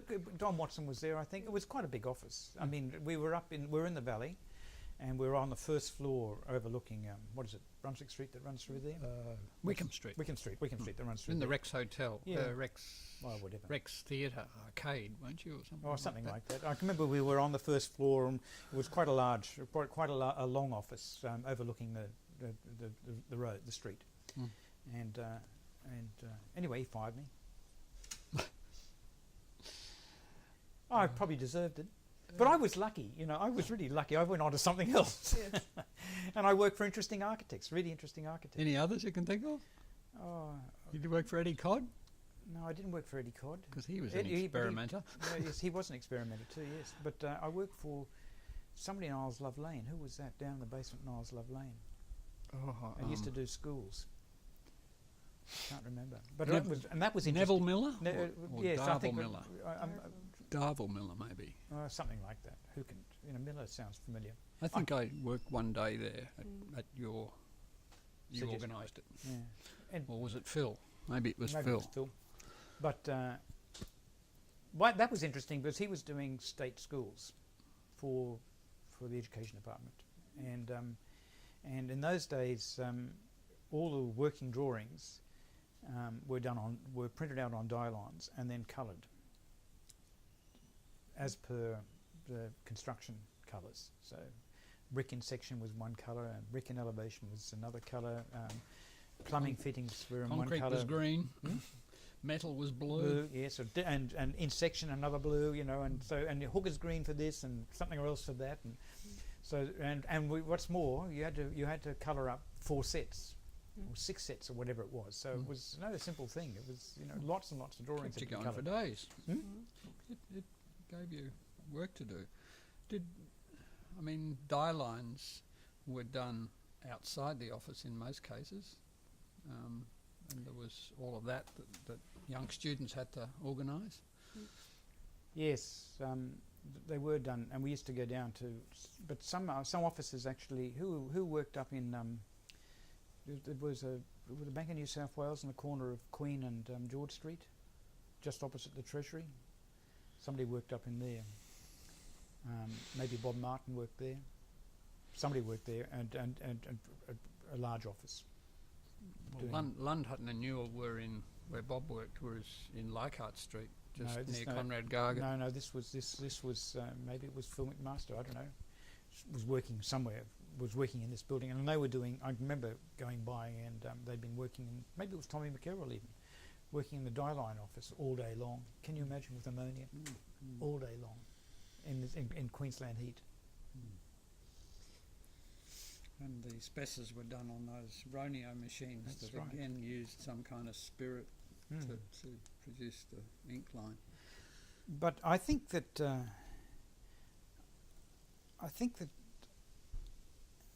it was only later when I was in London and I'd stopped editing AD, and what was interesting about my time on AD, and that's 1975 to 1979 thereabouts, was I used that time on AD fundamentally for my education. I had guest editors for virtually every issue, and the guest editors were really interesting people. I mean, Joseph Brickworth, Robin Middleton, you name it, you know, were Ken Frampton, were all guest editors at various points. So it was like having the most fantastic sort of education program you could possibly imagine. I'd learnt at that point how to edit. the nuts and bolts of editing as a technical editor on the AJ, and so then I was having these wonderful sort of lessons from all the great masters in Britain at that point. Oh, and other people like Bob Stern and Michael Graves became good friends, worked with us. Charlie Jenks. So when I went to start working on our own magazine with Jackie, which we published ourselves, International Architect, by then I had started to frame an idea about a regionalist critique of architecture. And it was, I can remember doing an issue on Venturi and Rausch in America, for a house by James Gowan in England, and a house in Sicily by Lara and Franco Perini. And then it clicking to me that in fact that the drawings for each were, and the way in which they built the house and the way in which they presented the construction drawings, the way the drawings were made, were particular to the culture that they were in, and that only an Italian could actually do a set of working drawings in which the working drawings included lots of perspectives, which were actually sectional perspectives, but were actually construction drawings at the same time. The Italians were still working out what a working drawing was, and they sort of were and because of the nature of the Italian education system, architectural education system, which was really, you learned architecture definitely by osmosis there with these vast classes and so on. So, it was very little practical experience in the way that we had it. Whereas when James Gowan made a house, it was, although it was abstracted and very modernist, it was also based on arts and crafts sort of vernacular reading, and all the drawings were particular to completely beautifully rendered in the same way as I've been rendering drawings, state school drawings in Brisbane. But when I went to see Venturi, and he said, "I've got a very nice house for you," and he did, and we looked at the presentation drawings, and it was done a Venturi abstraction of a Georgian Federation, American federal style house, somewhere in Connecticut or somewhere like that on the east coast of America, but pure Venturi, but also very historical. And so when I sat down with one of his senior architects who'd been the job architect to go through it, and started going through the working drawings and selecting the working drawings, because we were publishing working drawings, I suddenly realised that this wasn't a timber framed house as it appeared in the drawings with all these timber mouldings. It was a steel framed house with all the timber mouldings, all the Georgian timber mouldings applied to it. And I was rather shocked, and I said, "What's going on here?" He said, "Oh, well, look, we had a contractor, and the contractor said, it's be cheaper for me and more economic for us to build it in steel, but I can still put all the mouldings on it." So it's an American pragmatism. It's why America never produced a high-tech architect. They could never go there. They're too pragmatic to do that. So I was beginning to formulate a sort of a regionalist critique from about that point. And of course, all I was doing was articulating something that I had learnt in Brisbane as a student. So although I was articulating it in 1980, or in the early 80s, it's in fact actually I was finally reaching a type of maturity. I was nearly 40. I was finally reaching a stage of maturity in architecture where I could reflect on what I'd learnt in the early 60s, and from the way architecture was being practiced in Queensland, and start to see what that meant, a regionalist critique of modern architecture. And I can talk about that for a while if you'd like me to. I don't know, we're running out of tape. No, we have other memory cards, so we might have to switch in between, but that's fine. Just for our record, when did you start International Architect, and where? And also, maybe join to that question, why did you decide to leave Australia and go to UK? Well, I left Australia because, first of all, I'd failed structures twice, and I had no head for it at all. I'm fundamentally an empiricist, and we can talk about that later on too, if we get a chance. So when I got offered a job by Neil McKendry in Rockhampton, I was ready to go. was ready to go. I'd had enough of architecture school and being failed in structures and doing really well in design and being pissed off by them. I mean, they just did it to you, you know. And I was a troublemaker too. There's no two ways about it. I mean, I stirred the possum. Jackie's father was an architect, and he was working in. He was the first full-time lecturer at QUT. I never had him as a lecturer, but he obviously was pissed off with me too, because he would go back to Sydney because his family was still in Sydney and bitch about bloody Haig Beck, that troublemaker, and you know, and telling Jackie that you know, when you get to Brisbane, you have nothing to do with that. Did you know Jackie then? No, but which of course Your reputation proceeded. But when I met her, I thought, what a fantastic person. One, you know. And why the UK? Because of the AA. What's that? Why did Well, you then we started going out together, and I was going out with Sally Hutton before then. One of Bob Martin's rejects, I think. Many rejects. And her father was an architect too. And then I started going out with Jackie, and we, when her father found out about it and didn't like it at all, I can remember him taking me outside to have a chat with me, and the only condition which I would sit in his car and have a chat with him, I could keep the passenger door open and one foot on the ground. Because he was mad, he was crazy. But anyway, so Jackie's mother and Jackie came up with this scheme of sort of getting out of his clutches, and so she went off to England to an interesting and long story in which we won't go into. But along the way, she met Neville Quarry, who was the editor of Cross Sections and senior lecturer at Melbourne University in those days, and really important figure in Australian modern architecture in the 50s and 60s as an academic, and as a consequence of meeting up with Neville, Neville wrote me a letter, and I'm in Rockhampton, and Neville writes me a letter saying, you know, what are you doing with yourself? Get off your backside, and you know, Jackie's told me about you. Do something decent for your life, you know. Come over here and do something. So, and it was all I needed, you know. So I went in and gave notice to Neil and in Rockhampton, and went and got 2 jobs in Brisbane at the same time, and saved the money in 8 weeks or something, and got on a plane and went to England with £50 and a tin trunk full of books and records, and that was it. You could do that in those days. And those 2 jobs?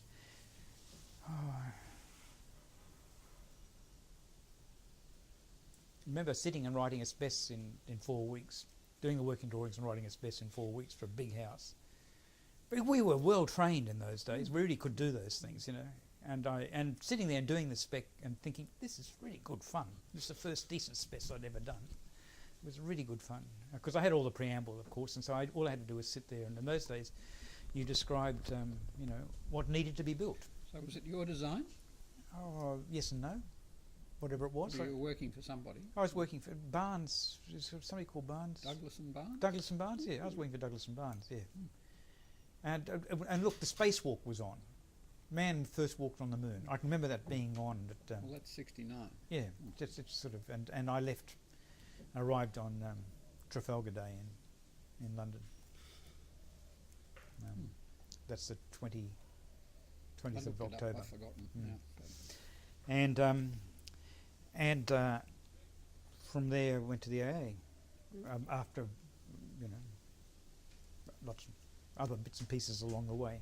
So Neville Quarry was still there? No, Neville Quarry was doing sabbatical.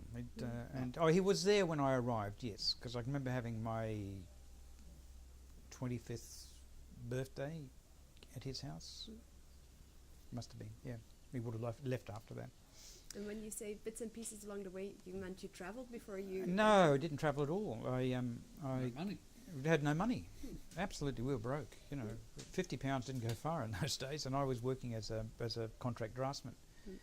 And then I got accepted by the AA, and then And then as a consequence of that, because I'd always been interested in making magazines, architecture magazines, so then when a job came up at the AJ, Martin Pawley, who had been an editor at the AJ, said to me, and who was a friend, said, so, do it. You can always defer your position at the AA, and you haven't got any money anyway, so, go and work for the AJ for a while. So I did. And so then after I graduated, sort of graduated from the AA, I can remember I was working for a large practice down in Russell Square, and can't remember the name of the Lands down. yeah, something like that. And I can remember I worked for a wonderful architect. Whose You name? got me a job there, and I know who you mean, but I've forgotten his name. Bob Patterson. That's it. And and I worked for Bob, and Bob Patterson ran the design for this big practice, and did all the design work, and I was his assistant, and so I was going to the AA, but I wasn't going to the AA at all. I was working because Jackie had we foolishly got married, and at that point Jackie's lost her grant to go to university, and so I had to pay for her fees and living expenses as well as my own. And so we had no money at all. So But you were very close to the AA. It was only about 100 metres. Yes, and she was working at the AA, and somebody came round one who was Milne. What's his name, Jack? Sorry. Milne, the one who did beautiful drawings. Jamie Milne. Jamie Milne. Jamie Milne came round. He was doing some. Mills, M-I-L-L-S. Yeah, came round. He was doing drawings one night and said for us for a project that we were doing. Because I used to get everybody in to come and work for Bob, to do bits and pieces, Bob Patterson. And Jamie said, oh, look, the final hand-in is tomorrow. And I'm thinking, oh. So I went home and I took every drawing I'd done, every bit of piece I could find. I'd done a couple of competitions of Andrew Wincher, who was also at the AA, a bit ahead of me. I put it all into a book and submitted it, and I got passed. It was total bullshit, but it got passed. And except as I said before, I didn't do my history thesis, so that took some time. But years later, when Jackie and I were doing the book on Glenn Murcutt, the singular practice, and working with Glenn, and really quite close, we were chatting about our days in London. It turned out that he'd worked for Bob Patterson too. So anyway, so I went and worked for an architect after I graduated as a graduate architect, and he, Stuart Beattie, and up in Islington? Islington? Islington, yes, sort of thing, yes. And he was going through, marriage was breaking up, and so he would go riding, he'd go and do dressage 2 days a week, and it was winter, and he would go fox hunting another 2 days. I'd see him 1 day a week, and basically left me to run the office, and I was out of my depth, totally out of my depth. And we were fixing up old houses in Islington, Georgian houses in Islington from the early 19th century, and turning them into these big grand houses, turning them into six apartments. Or doing public work. Yeah, was working for Islington Council. Yeah, doing this housing for them, and fixing up these big houses. And his solution to any problem was, I said, how will we detail the flashings here, or what do we do there? He said, well, what have they done? What have they done now? What's there now? And I'd say, oh, this is this and this. He said, well, it's lasted 200 years. Do that. That was total advice. Do that.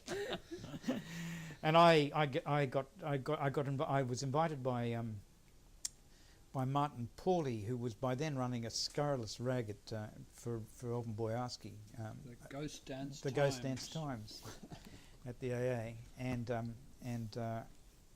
he had to take Harry, his son, to the dentist, and said, "You worked on the AJ. Hey, come in and do a report on Walter Siegel, because I've got to take Harry to the dentist." So I went in and did a report on and watched Walter Siegel talk about his beautiful houses that he did for cooperative housing co-ops. Do you know these buildings at all? These houses? It's another history. Was he Dutch or? He was German, Viennese Austrian Jew, and he So he had worked out a system of making houses which people built themselves, and they put their sweat equity into it. So it's a very early example of sweat equity in social housing in Britain.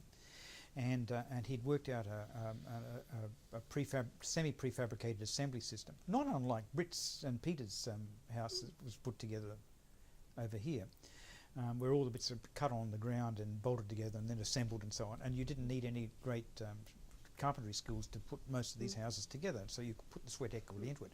On top of that, he did it with 7% wastage. So everything was cut to size, delivered, ready, and so there was hardly any wastage on it. So you saved most builders accepted maybe 30% wastage in those days on site.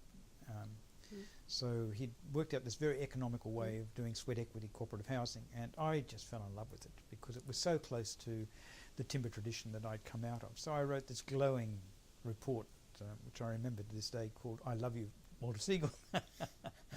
And I did, it was a revelation to me. And it was a nice piece because Martin Pauly said, well, you can write some more of these. So I did a series of these, and I enjoyed doing it. And I thought this is much better than trying to do, sort of housing conversions for Islington Council up in Camden.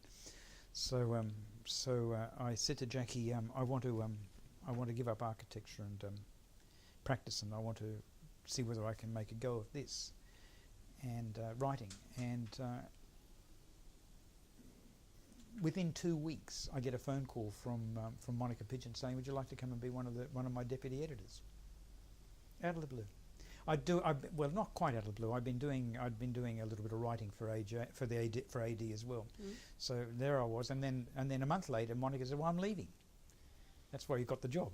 And so Martin Spring and I were left to take over AD, and we were immediately told by Standard Catalogue Company that they were selling AD,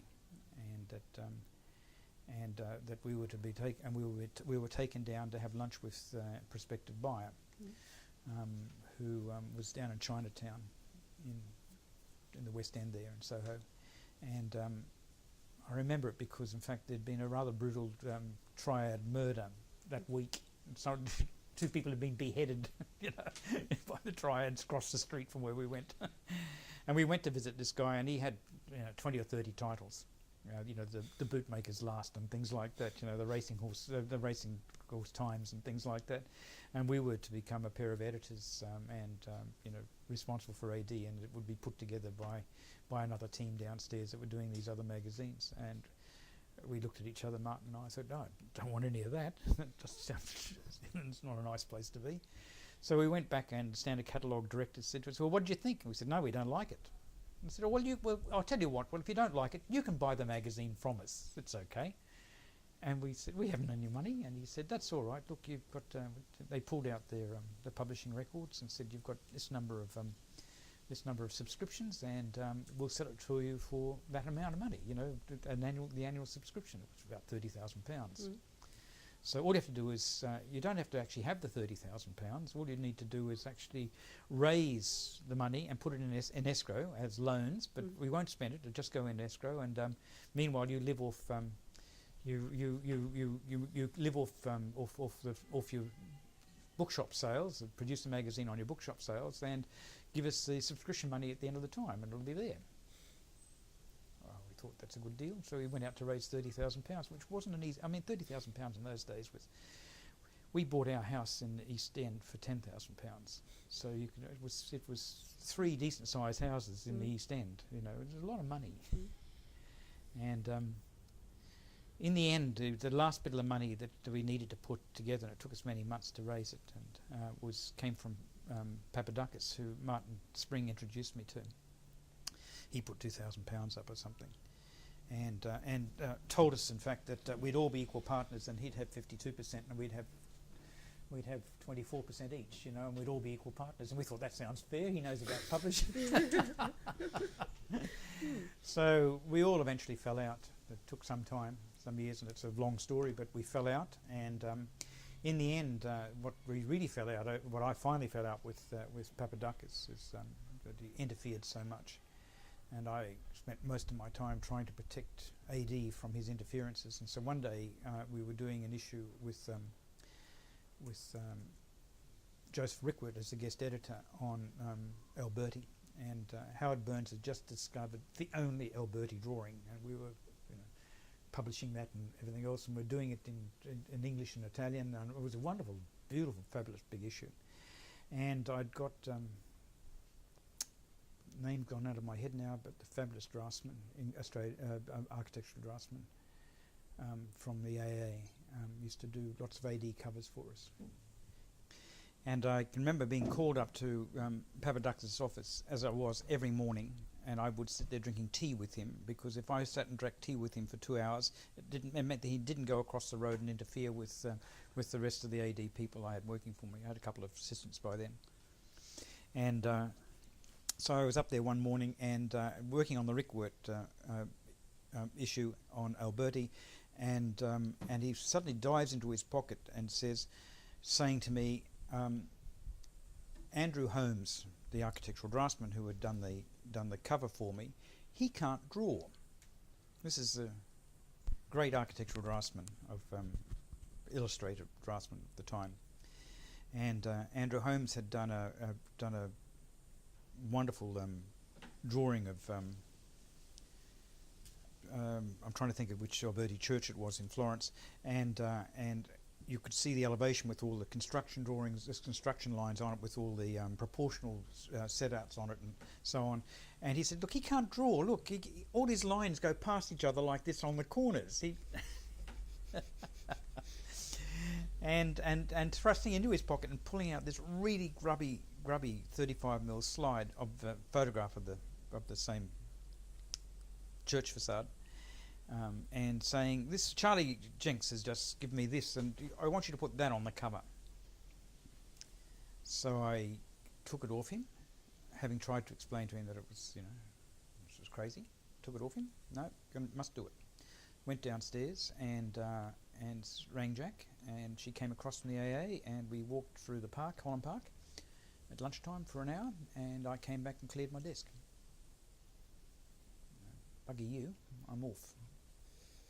And I was. So he put the Charlie Jenks photograph on the cover, and I set about finding some money to make a new magazine. And I went straight to Alvin, and Alvin gave me... this is Alvin Boyarski, chairman of the AA. Now Alvin gave me a room with a window up there somewhere and a telephone, but what more do you want? And tiny in the cell in the back of the AA, and said, there you are, go for it. Ring whoever you wanted. So I ring Michael Graves, who's a good friend, and ring Michael Graves, and Michael says, hey, I haven't got any money. You know what my practice is like. He says, I haven't got any money, but he said, but Philip's just been given the Pritzker Prize, the first Pritzker Prize, and they've just given him $100,000, and I tell you, 35 years ago, $100,000 was a lot more than it is now. And so why don't you give Philip a ring? So I ring Philip up and I say, this is Philip Johnson. Yes. Tell him what's happened. Oh dear boy, that sounds like a wonderful adventure. Would 10,000 be enough to get you started? And so he lent us $10,000. Gave us $10,000, and that was enough to print the first issue. So I can remember going off to New York with the first issue to thank him, and to do a bit of business and so on, and to talk to people in America and New York, and going to him and going up into the Seagram building and going up to the top floor where his office was, and oh dear boy, so nice to see you. It's wonderfully camp. So nice to see you. What brings you over from London? Well, you gave us. We really appreciate it. Gave us $10,000 so I can make a new magazine. Oh, did I really? And and then he said, oh, well, we go and have some lunch. And so he takes me down to, well, I didn't know in these days, but he takes me down to the Four Seasons. And we get ushered to a room on the mezzanine, to a table on the mezzanine level. And there we're having lunch, and I'm thinking, gee, they give you small portions here in this restaurant. These big white plates and nothing on them. years and years later, I mean, this is how naive I was. Years and years later, I'm reading one of the Sunday colour subs in London, and it's Power Eating in New York was the article, and there was a plan of the Four Seasons, and there's Philip Johnson's table, you know. So that's how International Architect started. And so why did you call it International Architect? because we wanted to, part of why I'd fallen out with, I've been having trouble with Papadakis some time, because we'd made a magazine AD at that point because no one was building in Europe. There's no work around at all. It was a terrible period. This is during the late 70s, and it was following the oil problems and all the rest of it. And before oil had been discovered in the North Sea, or started being properly used from the North Sea.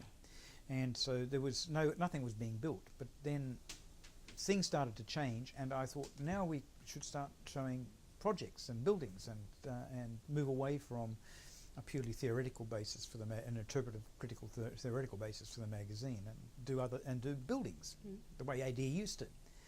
And he didn't want to borrow that. He said, no, you know, this works perfectly for us. And AD stayed that way, basically. He's doing thematic issues based on theoretical themes. And so I wanted to do buildings, and I wanted to do buildings from all around the world, not just Europe.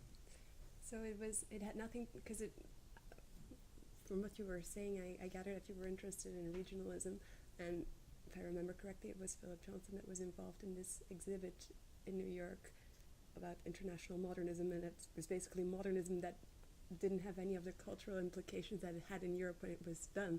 They just saw it as a style and not really as something that responded to a need for building. So there's no relation, or well, no, there isn't. But understand that Philip Johnson is really does represent an American cultural position, and the fact that he received modernism as an aesthetic and not as a program is really quite interesting. I've looked at Rem and I were in the same year at the AA, and we were good friends. Yeah. We were really good. We were good friends, really good friends. I mean, Rem and Charlie Jenks and Leo Krier, we were all very good mates. We used to have dinner together, four of us and our partners, you know, once a week maybe, or every couple of times a month, you know, for quite a long time. And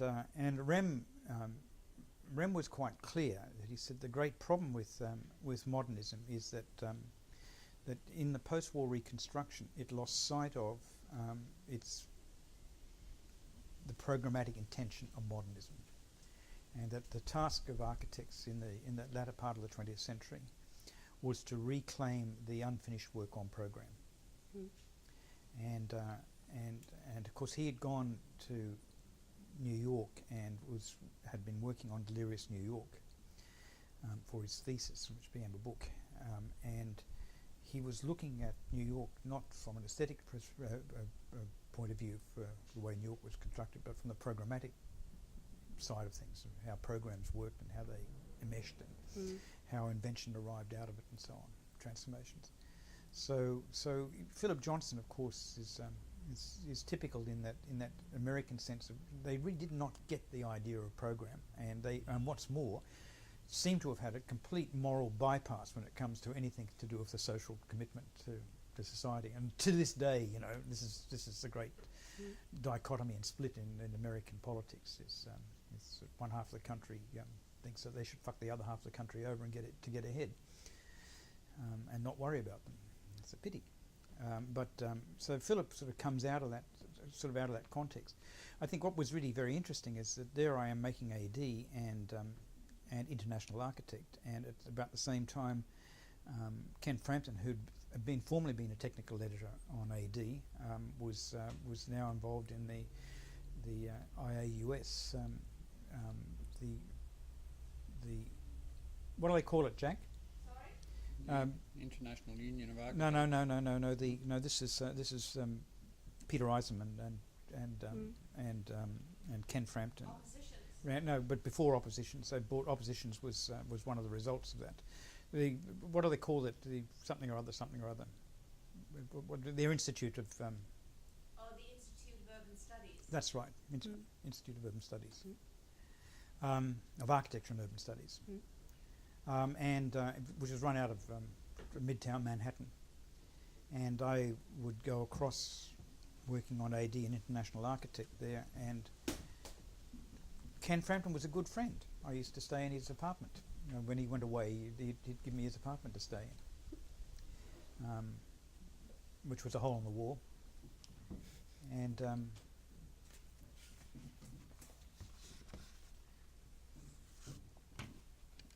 I think that the work I was doing on International Architect, which was leading me progressively towards a more regionalist reading of architecture through this notion of an international architecture, looking at modernism not as an international style, but the way it was practiced in different parts of the world. Of course, at the same time, Ken is thinking about these things. I dare say, you know, dealing with American pragmatism as a theoretician and also as a practicing architect. He was always adamant for me to understand, as was Joseph Brickwood, for me to understand that they were first and foremost practicing architects. And Alan Cunningham has just died. You know, they saw themselves primarily as architects who had a scholarly bent. But he was beginning to be, and I think in opposition to what he was experiencing in America as a kept Englishman in Manhattan, was trying to think about a more regionalist critique of architecture. So he's putting forward his idea of critical regionalism, and I'm trying to work out my perspective on it. I mean, and the two come together. I mean, he doesn't publish until the mid to late 80s, and by then I'm back in Australia. But we were doing the same thing, thinking about the same problems. And I know that when I went to places like Africa and saw you know, the work of South African architects like Norman Eaton, I realised that modernism was being received in Africa in the same way as modernism was being received in Australia, and particularly my experience the way it was being received in Brisbane, in that they were obviously getting the magazines. They were obviously reading them and keeping up with the conversations, the discourse that's going on in architecture in this post-war period, but removed from it and trying to work out how they apply it in their own context. And you know, the same thing happens in Chile and Brazil, in Argentina. You know, well, it's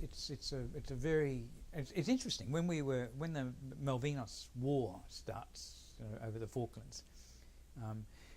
The Argentinians all wrote to us and said, "I'm sorry, we have to exchange in the war, and means that we can't actually continue to subscribe to International Architect." And it was very, very sad, and we lost several hundred subscriptions. It almost killed us. Margaret Thatcher almost killed us over that. But they were receiving.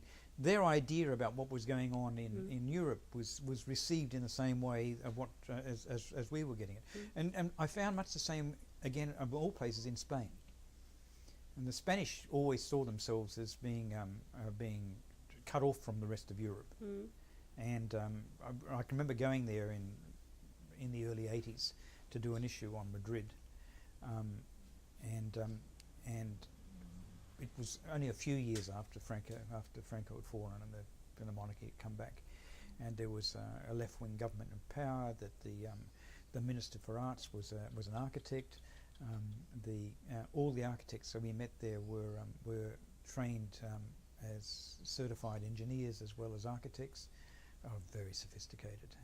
They all worked with typologies. You go to Madrid and on everybody's desk was not the AJ metric handbook, which you'd find anywhere in Britain, you know, sort of telling you the size of this and that. But in Madrid, it was social housing. They were building lots of social housing because it was a left-wing government, and it was a book on equivalent of a book on typology of Madrid apartment typologies. Everybody had one, and so what I discovered in Spain was a sense of isolation. They'd been isolated under the fascist regime of Franco, and many of the architects I met, and this is Maneo and others, had started off under the fascist regime as young men, and were now sort of and under the fascist regime had been sort of cut off by the Pyrenees. You know, to go to Europe, you went to Europe from Spain. You didn't. So in the same way that Spain felt itself isolated, in much the same way that Brisbane did, or I think many South Americans, you know, the best of the Southern African architects. And what I found particularly interesting was the way in which rationalism and empiricism imposed their different thought structures on the making of architecture and how you thought about making architecture. I never thought very much about this until I was working on an issue of International Architect, in which on the historiography of contemporary British architecture, which was the work of Roy Landau, who ran the graduate school at the Architectural Association in the 70s and the 80s, and it was his work and his students' work, and he makes the observation at the end of his introductory text that what's interesting about British architects is that they work from within an empiricist tradition, the suck it and see experimental approach, and it's a grand tradition that has served architecture and engineering in Britain very well from the time of the Industrial Revolution onwards. So all the great engineers, the great English engineers, British engineers, were not Beaux-Arts, were not trained in France. They were, in fact, they couldn't go to France because at that time it was the end of the Napoleonic Wars, and it was very difficult to get go training. Only Americans could go there. So the great engineering schools were in France, in Paris, the great engineering schools. But so the engineers that existed in Britain, and I'm talking about Telford and the likes, and Isbard Kingdom, Riddel, and so on, were self-trained basically, and they were fundamentally empiricists. You know, they'd experiment and see what worked, and work from some sort of principle, some experimental principle, to and apply it. Whereas, as Landau points out, that this is a cultural tradition in Britain that most Anglo-Saxons possess. It's part of their enculturation, and you can trace it back to Scottish philosophers like Locke and Hume. A way of thinking, a fundamentally empiricist. Whereas the Romance language, France, Italy, and Spain too, were rationalists. And their way of making buildings was from theory into practice, not practice into theory. And it's sort of a back to front way of doing it. And you're Belgian, and so you might suffer from the same problem, or be the beneficiary of the same opportunities, whichever way you want to look at it. But what I find interesting about Australians are Anglo-Saxon stock, and so they come to this country with an empiricist approach to how they do things, and that's amplified by pioneer society. Russell Hall makes this wonderful observation because he's brought up on a farm. He said, every problem on a farm can be fixed with a bit of fencing wire and a bit of 2x4, and if it can't be fixed with a bit of fencing wire and a bit of 2x4, you're the problem. And so this is this notion of empiricism as applied at a really an applied level about how you survive. And so most pioneer cultures actually have very, very powerful empirical tradition to it. So you find empiricism operates really well in where it becomes pragmatic utilitarianism in America, but it is fundamentally empiricist in its inspiration. But of course you'll find it all through South America and through Africa too. So even though you may have Romance language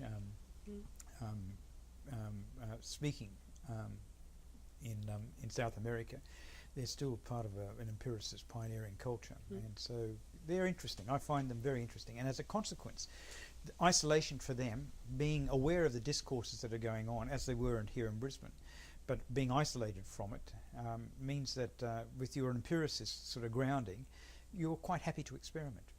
And to experiment with, well, how do you take on these modernist ideas? So I think that probably but architects were more alive to issues of program here in Australia and probably in South Africa and South America than they were in the post-war reconstruction in Europe and in America. Certainly environmental issues and the organisation of the plan based around environmental issues was a powerful imperative in Sydney and in Brisbane. I mean, here, you didn't even talk about it. You didn't have to. It was, you know, the breeze came from this direction. You needed to have the rooms this big, or not this big, and this cross ventilation to work this way. You needed sun shading. You just did houses like that. It had to be that way. And again, sort of, well, how do you make it out of timber? How do you do this? You know, how do you do what is basically a concrete and steel white architecture? How do you do this out of timber? And they found their ways of doing it. I think it's quite impressive. I mean, modularity became quite important as a way of taking on this notion of the prefabricated. The reconstruction of the prefabricated building that was a powerful idea in Britain and in Europe. Is taken up here in a modular setting, but informed by Japanese architecture. You got the stick bar window wall, and the Yeah, Mako louver. that's right. You base things around Around, those. yeah. So this notion of the module becomes a powerful aesthetic imperative in I think particularly in Queensland and in southeast Queensland and in Sydney, in Sydney too. In Sydney, of course, there was the conversation about environmental issues begins probably in the late 20s or early 30s. Who was the Dean of Architecture in the 20s and 30s? The big Englishman. Wilkinson, yes. So Wilkinson comes with this idea that we needed an Australian architecture, and this is where modernism is, how modernism is brought into Australia and how it's imbibed.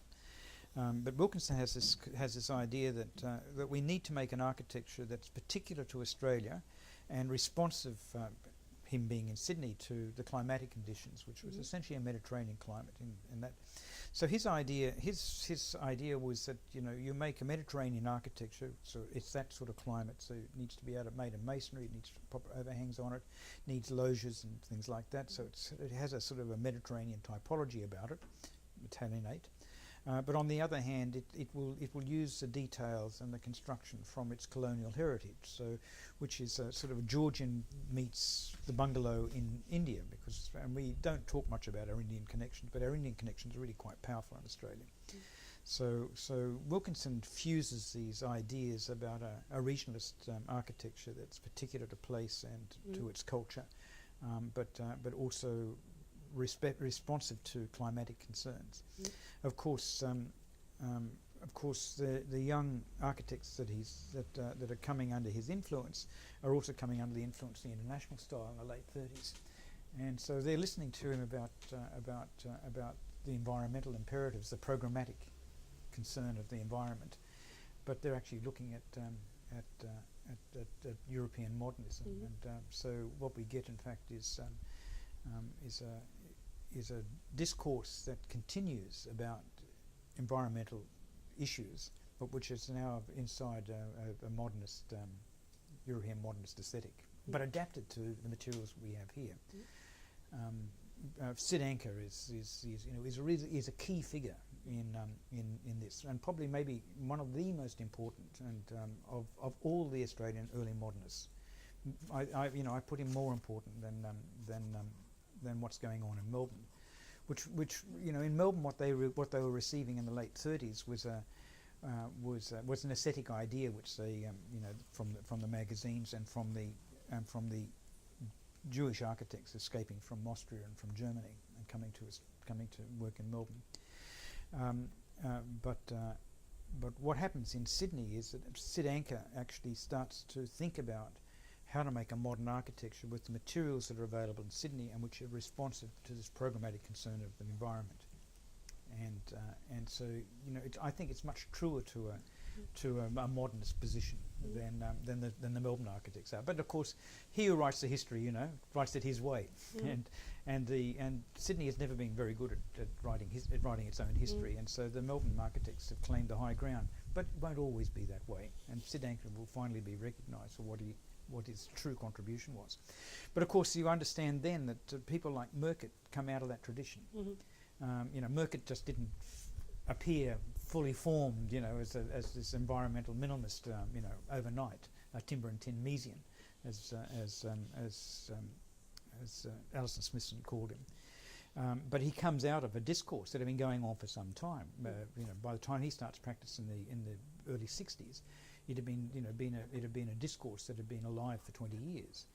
And I make this connection here between Sydney and Brisbane, although we had no idea what was going on in Sydney because it was so far away and it was really poor communications between the two.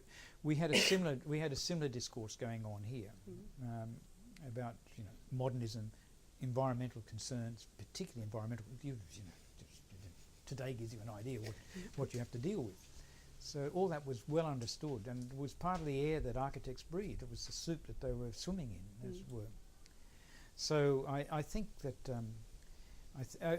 also, of course, in that period that follows the Second World War, when architects come back, my father had been in Canada and had obviously been across to Buffalo or somewhere like that because he did his training in Canada and had been across to, and maybe had gone and seen Wright, because other architects who'd been through and been aircrew and been trained in southern Canada had also come across and seen Wright, so they were well aware of Wright and the use, and if in part the Usonian tradition, but more which was alive and thriving in the post-war period, but more had seen the houses of the Prairie period, the Prairie architecture. So Wright was something that was well understood, and I think also the Wrightian tradition, the Usonian tradition, fitted well with in Sydney and in Brisbane, with the materials that were available, with the restrictions that were put on with rationing and building materials in the post-war period, with the climatic conditions, with the limited number of sites, particularly in Sydney, that were available, because I was explaining before that you had to get engaged and buy your block of land and so on.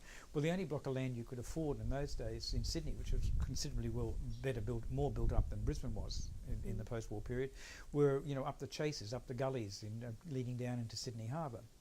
And so people, young people bought impossible sites because they were the only ones they could afford, and they were a fabulous challenge to architects, particularly. But if you were working in the Wrightian tradition, that sort of, you found a way through it. So you look at Ken Woolley's wonderful house that he does at Mossman for himself, the one that steps down. It really has, powerful Wrightian aspects to it as well. Although it's not clearly a Usonian house, you can see that Wrightian tradition coming through.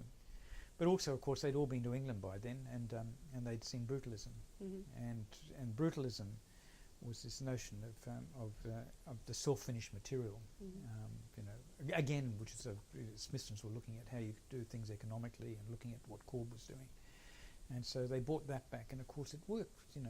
With a little bit, hardly any plaster at all, you could actually you could use clinker brick, which were cheap because they were the reject bricks down in Sydney.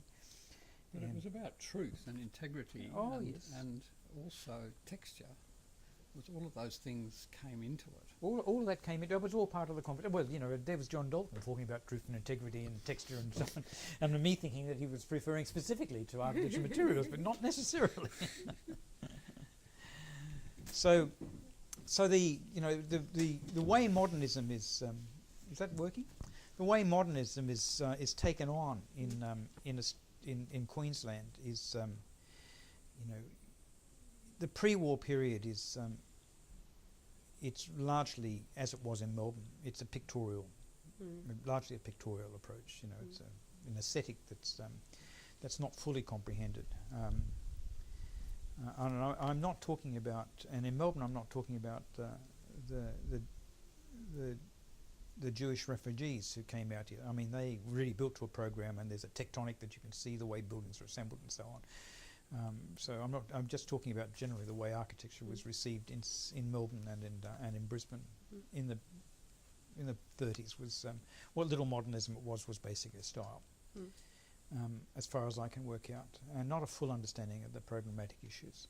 But by the time after the Second World War, and by then in Sydney and in Brisbane, architects were looking at a modern architecture and trying to interpret it as best they could. I think, as I said before, I think Hayes and Scott managed to encapsulate both the Japanese and a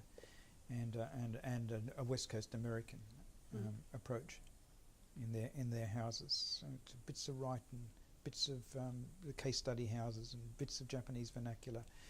It's all sort of coming together, and there's I think some rather beautiful houses that they did. And it's sort of out of that background that Dalton and the others,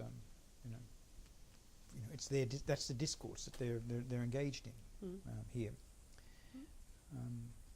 In Sydney, it was it starts off as Wright, first of all Wilkinson, then Wright, international style, then Wright, then brutalism, until they find their own nuts and berries approach. So by the mid-60s. And of course it flowers in the 60s in Sydney, and it flowers here in Brisbane in about the same period. Some interesting houses done in this period. And then banks decide, in fact, that they will lend money for old houses. So you can buy an old house and get a bank loan if you're a young person.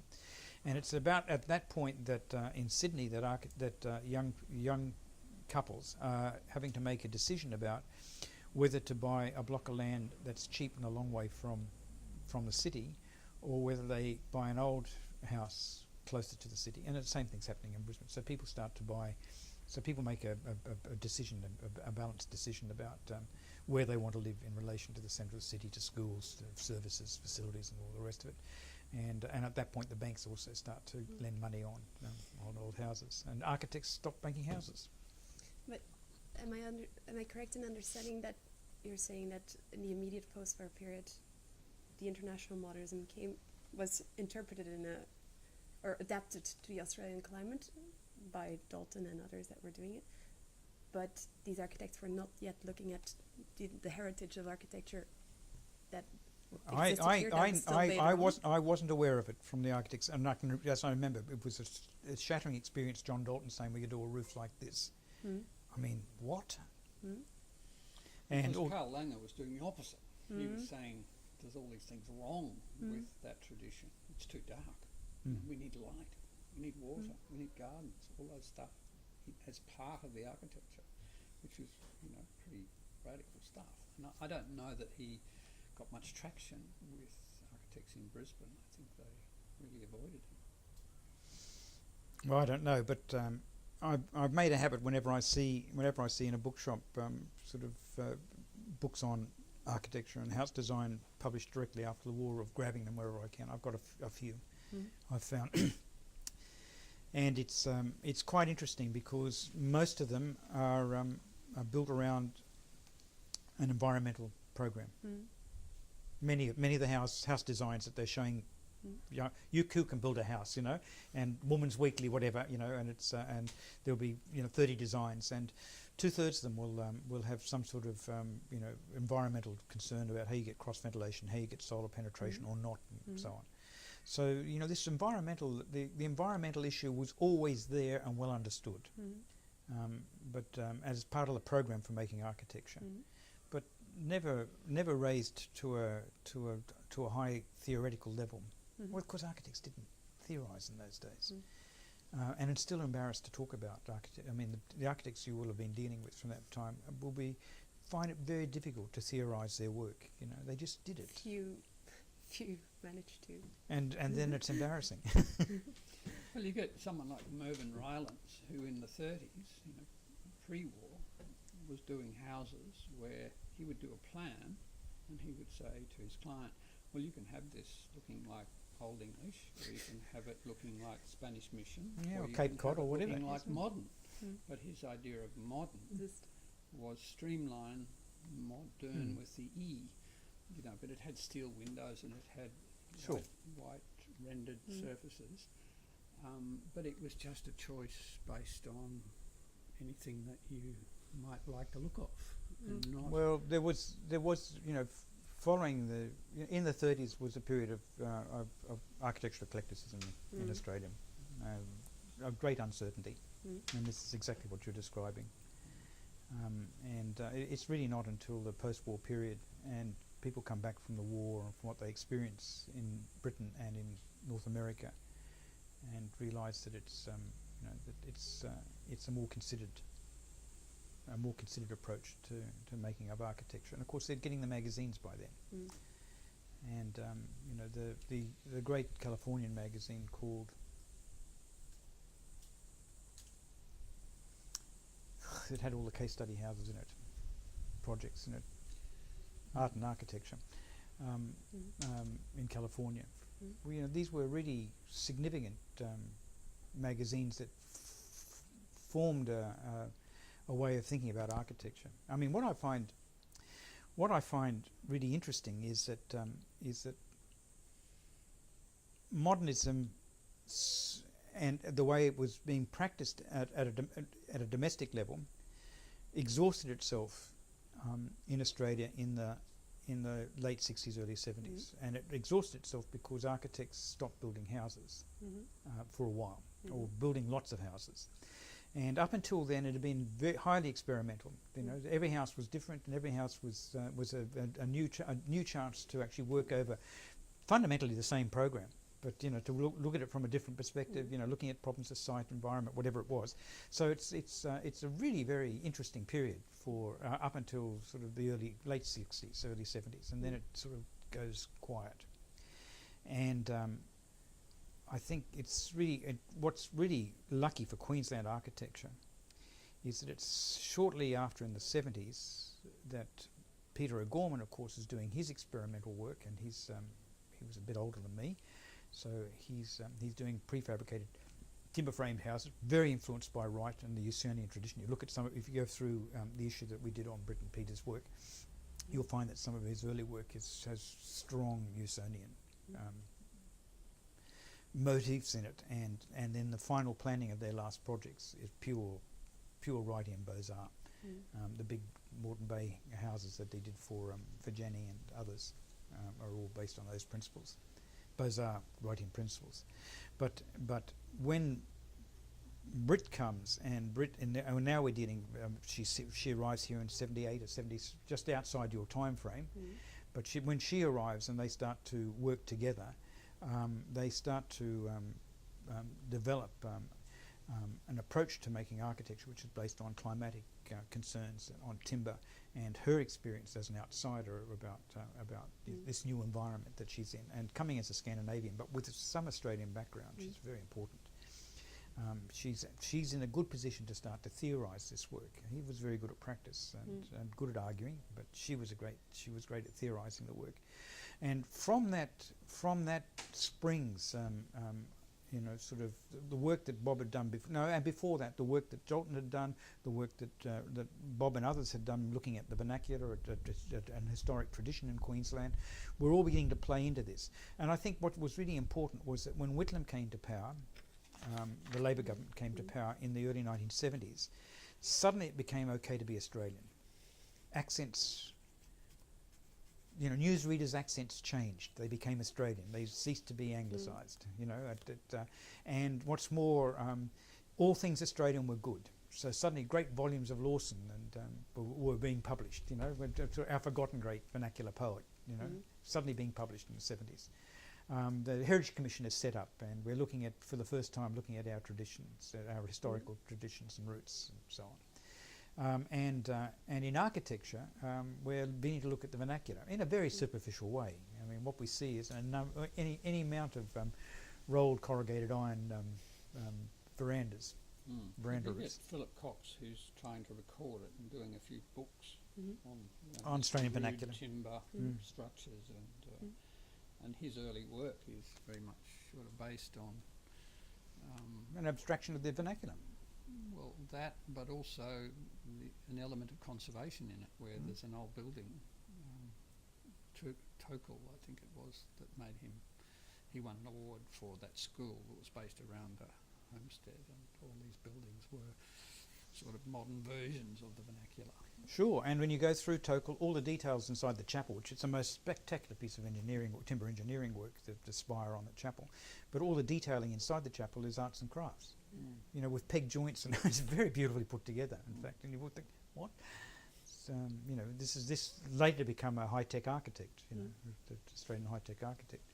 But I think that the interest in the vernacular, the research that Philip Cox had been doing from the early '60s onwards on woolsheds and rude Australian timber buildings and things like that, were beginning to have an impression on the discourse.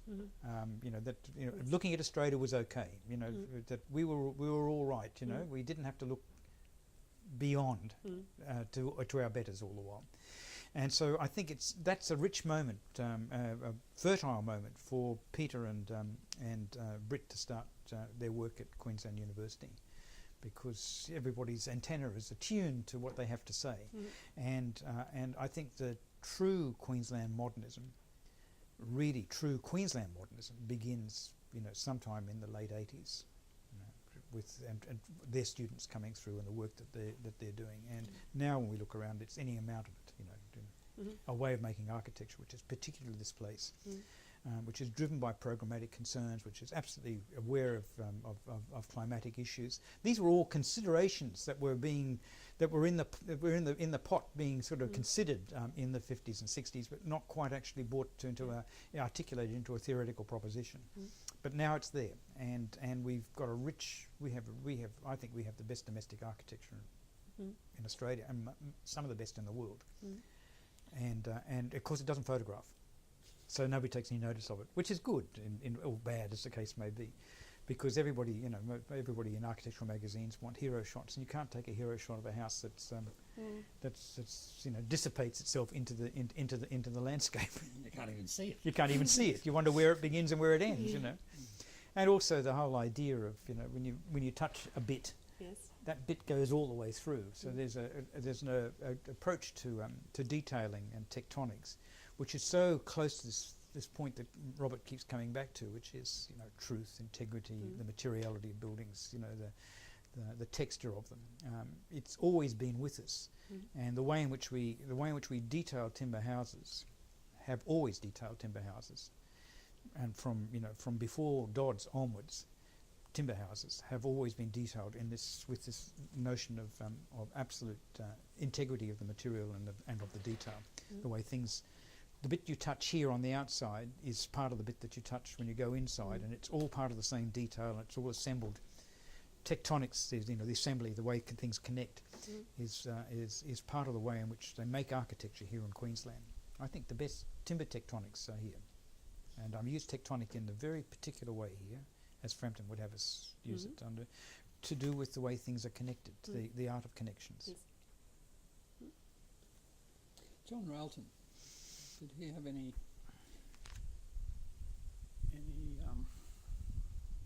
importance with you? I mean, it wasn't John Railton that I was thinking of before, and about running off to Melbourne. It wasn't, but I do remember we went to look at Railton houses. And there weren't many of them. There weren't many of them, and his houses and Geoffrey Pye's houses we used to go and have a look at the details of them, and be astounded, be amazed. The other person I remember was who Tom McCarroll worked for. I can't think of his name now. Well, go and interview Tom. Don't interview Tom. Yeah, it was a guy who left architecture and became a sculptor. His name won't come. What I remember about learning about detailing, and I think this is probably quite important to understanding modernism in the 50s and 60s in Australia, is that first of all there was a tradition of good building, of good carpentry, and carpenters who were really on the borderline at times of being joiners. In the way in which they could assemble things, and the Housing Commission had, as I mentioned before, had established a sort of a base standard for carpentry, and it was difficult not to build well in Queensland, and there was a tradition of how you make timber houses that was 100 years old by the time I got to it, almost, and so things were well put together and tested in time. And tested about, you know, how you dealt with environmental issues, how you dealt with white ants and and many other things. So timber open and closed, and how you dealt with that. So when we sat down to detail a building, I can remember that that we would do a 1 to 10 scale set of drawings that would go in plan, which would go all the way around the building, all the way through every junction, through every connection, every door jamb, every window jamb, every intersection of one material against another material. It was detailed in plan, and right beside it was detailed in section, so that you got. So the notion that that this thing I was saying before about the bit you touch on the outside is the same thing as the bit you touch on the inside, was sort of was inculcated into the way in which you put a building together. Now, when I went to Melbourne, what I realised there was, because of probably climatic concerns, issues, that they built two architectures. They built an outside architecture and an inside architecture. And the detail you touched here on the outside had nothing to do with the detail that you have on the inside. And it leads to an interior architecture and a concept of interior design, which was always anathema to us when I was young. And on the other hand, the outside of the building become much more formalist and pictorial. And that's how and Melbourne architects to this day, because they've never actually taken on the climatic imperative and dealt with it, still are caught in this, trapped in this world of two architectures. Every building is two architectures, or nearly every building is two architectures. Or trying to find a raison d'etre for why you make. I mean, I was listening to Howard Raggett explain the K House, which is down on the Mornington Peninsula, which is this thing which in plan is an abstracted capital K. Don't ask me why. It was a favourite letter of the alphabet or something, of them or the client or whatever, and so there's this crazy building, bits and pieces flying all over the place, and photographs fabulously. But you go inside and you think, it's an interior designer's wank. It's just But embarrassing. then I had the same feeling with Russell Hall's house for his sister, that, here you go inside that and you think, how on earth do you use these spaces, these crazy, funny shaped triangles that don't take furniture? I think you'd have to have everything custom built for this house, and therefore this seems like it's going in the wrong direction to me. And I sort of... Oh, and I always thought it was a rather strange house too. Rex Addison was a far better architect, is a far better architect. But we're talking now about our generation, and our generation coming to some sort of maturity. I mean, architects don't get mature until they're about 40. They don't really start doing good work until they're nearly 40. It's up until then it's purely experimental and whatever forces that are acting on you from outside. It takes a long while to learn how to detail a building properly. 15 years of hard work to work out how to keep the water in or out, and it takes a long while to grow up, to become a real human being and to understand people, and therefore be able to think about the program of buildings. That's not something that 20-year-olds or 30-year-olds can do. By the time you built this house, you'd grown up. I had, yes, yeah, a bit. But I'm just thinking now, though. But if you want to look at that modernist tradition, which flourishes in Queensland from the late 70s onwards, it actually begins with a generation of architects who were trained by the modernists that you're looking at. But they start to flourish when they turn 40, and they don't turn 40 until 1980, or a bit later, 1985 or something like that. And so at this point I was making before about the true Queensland modern tradition, although it has its roots in this post-war period, really starts to come into its own and flourish as a clear discourse that you can identify its components, probably not until the late 80s. And it's gone on strength from strength. At the moment now, it's dealing with how to get around the problem of the look at me bit. The look at me bit. The Melbourne. Most architectural editors want who are not trained as architects anymore, usually. Want pictures that look a bit crazy, and so architects trying to work that out now. They may not. There's quite a lot of that happening around here. Yeah. and what we looked at yesterday. Mm. So, have we reached the end, or would you like to ask me another question? I could go on for hours, as you know. I think we That'll do. better stop now and maybe come back another time to continue the conversation. Thank you so much for this. Well, the pleasure has been all mine, I assure you.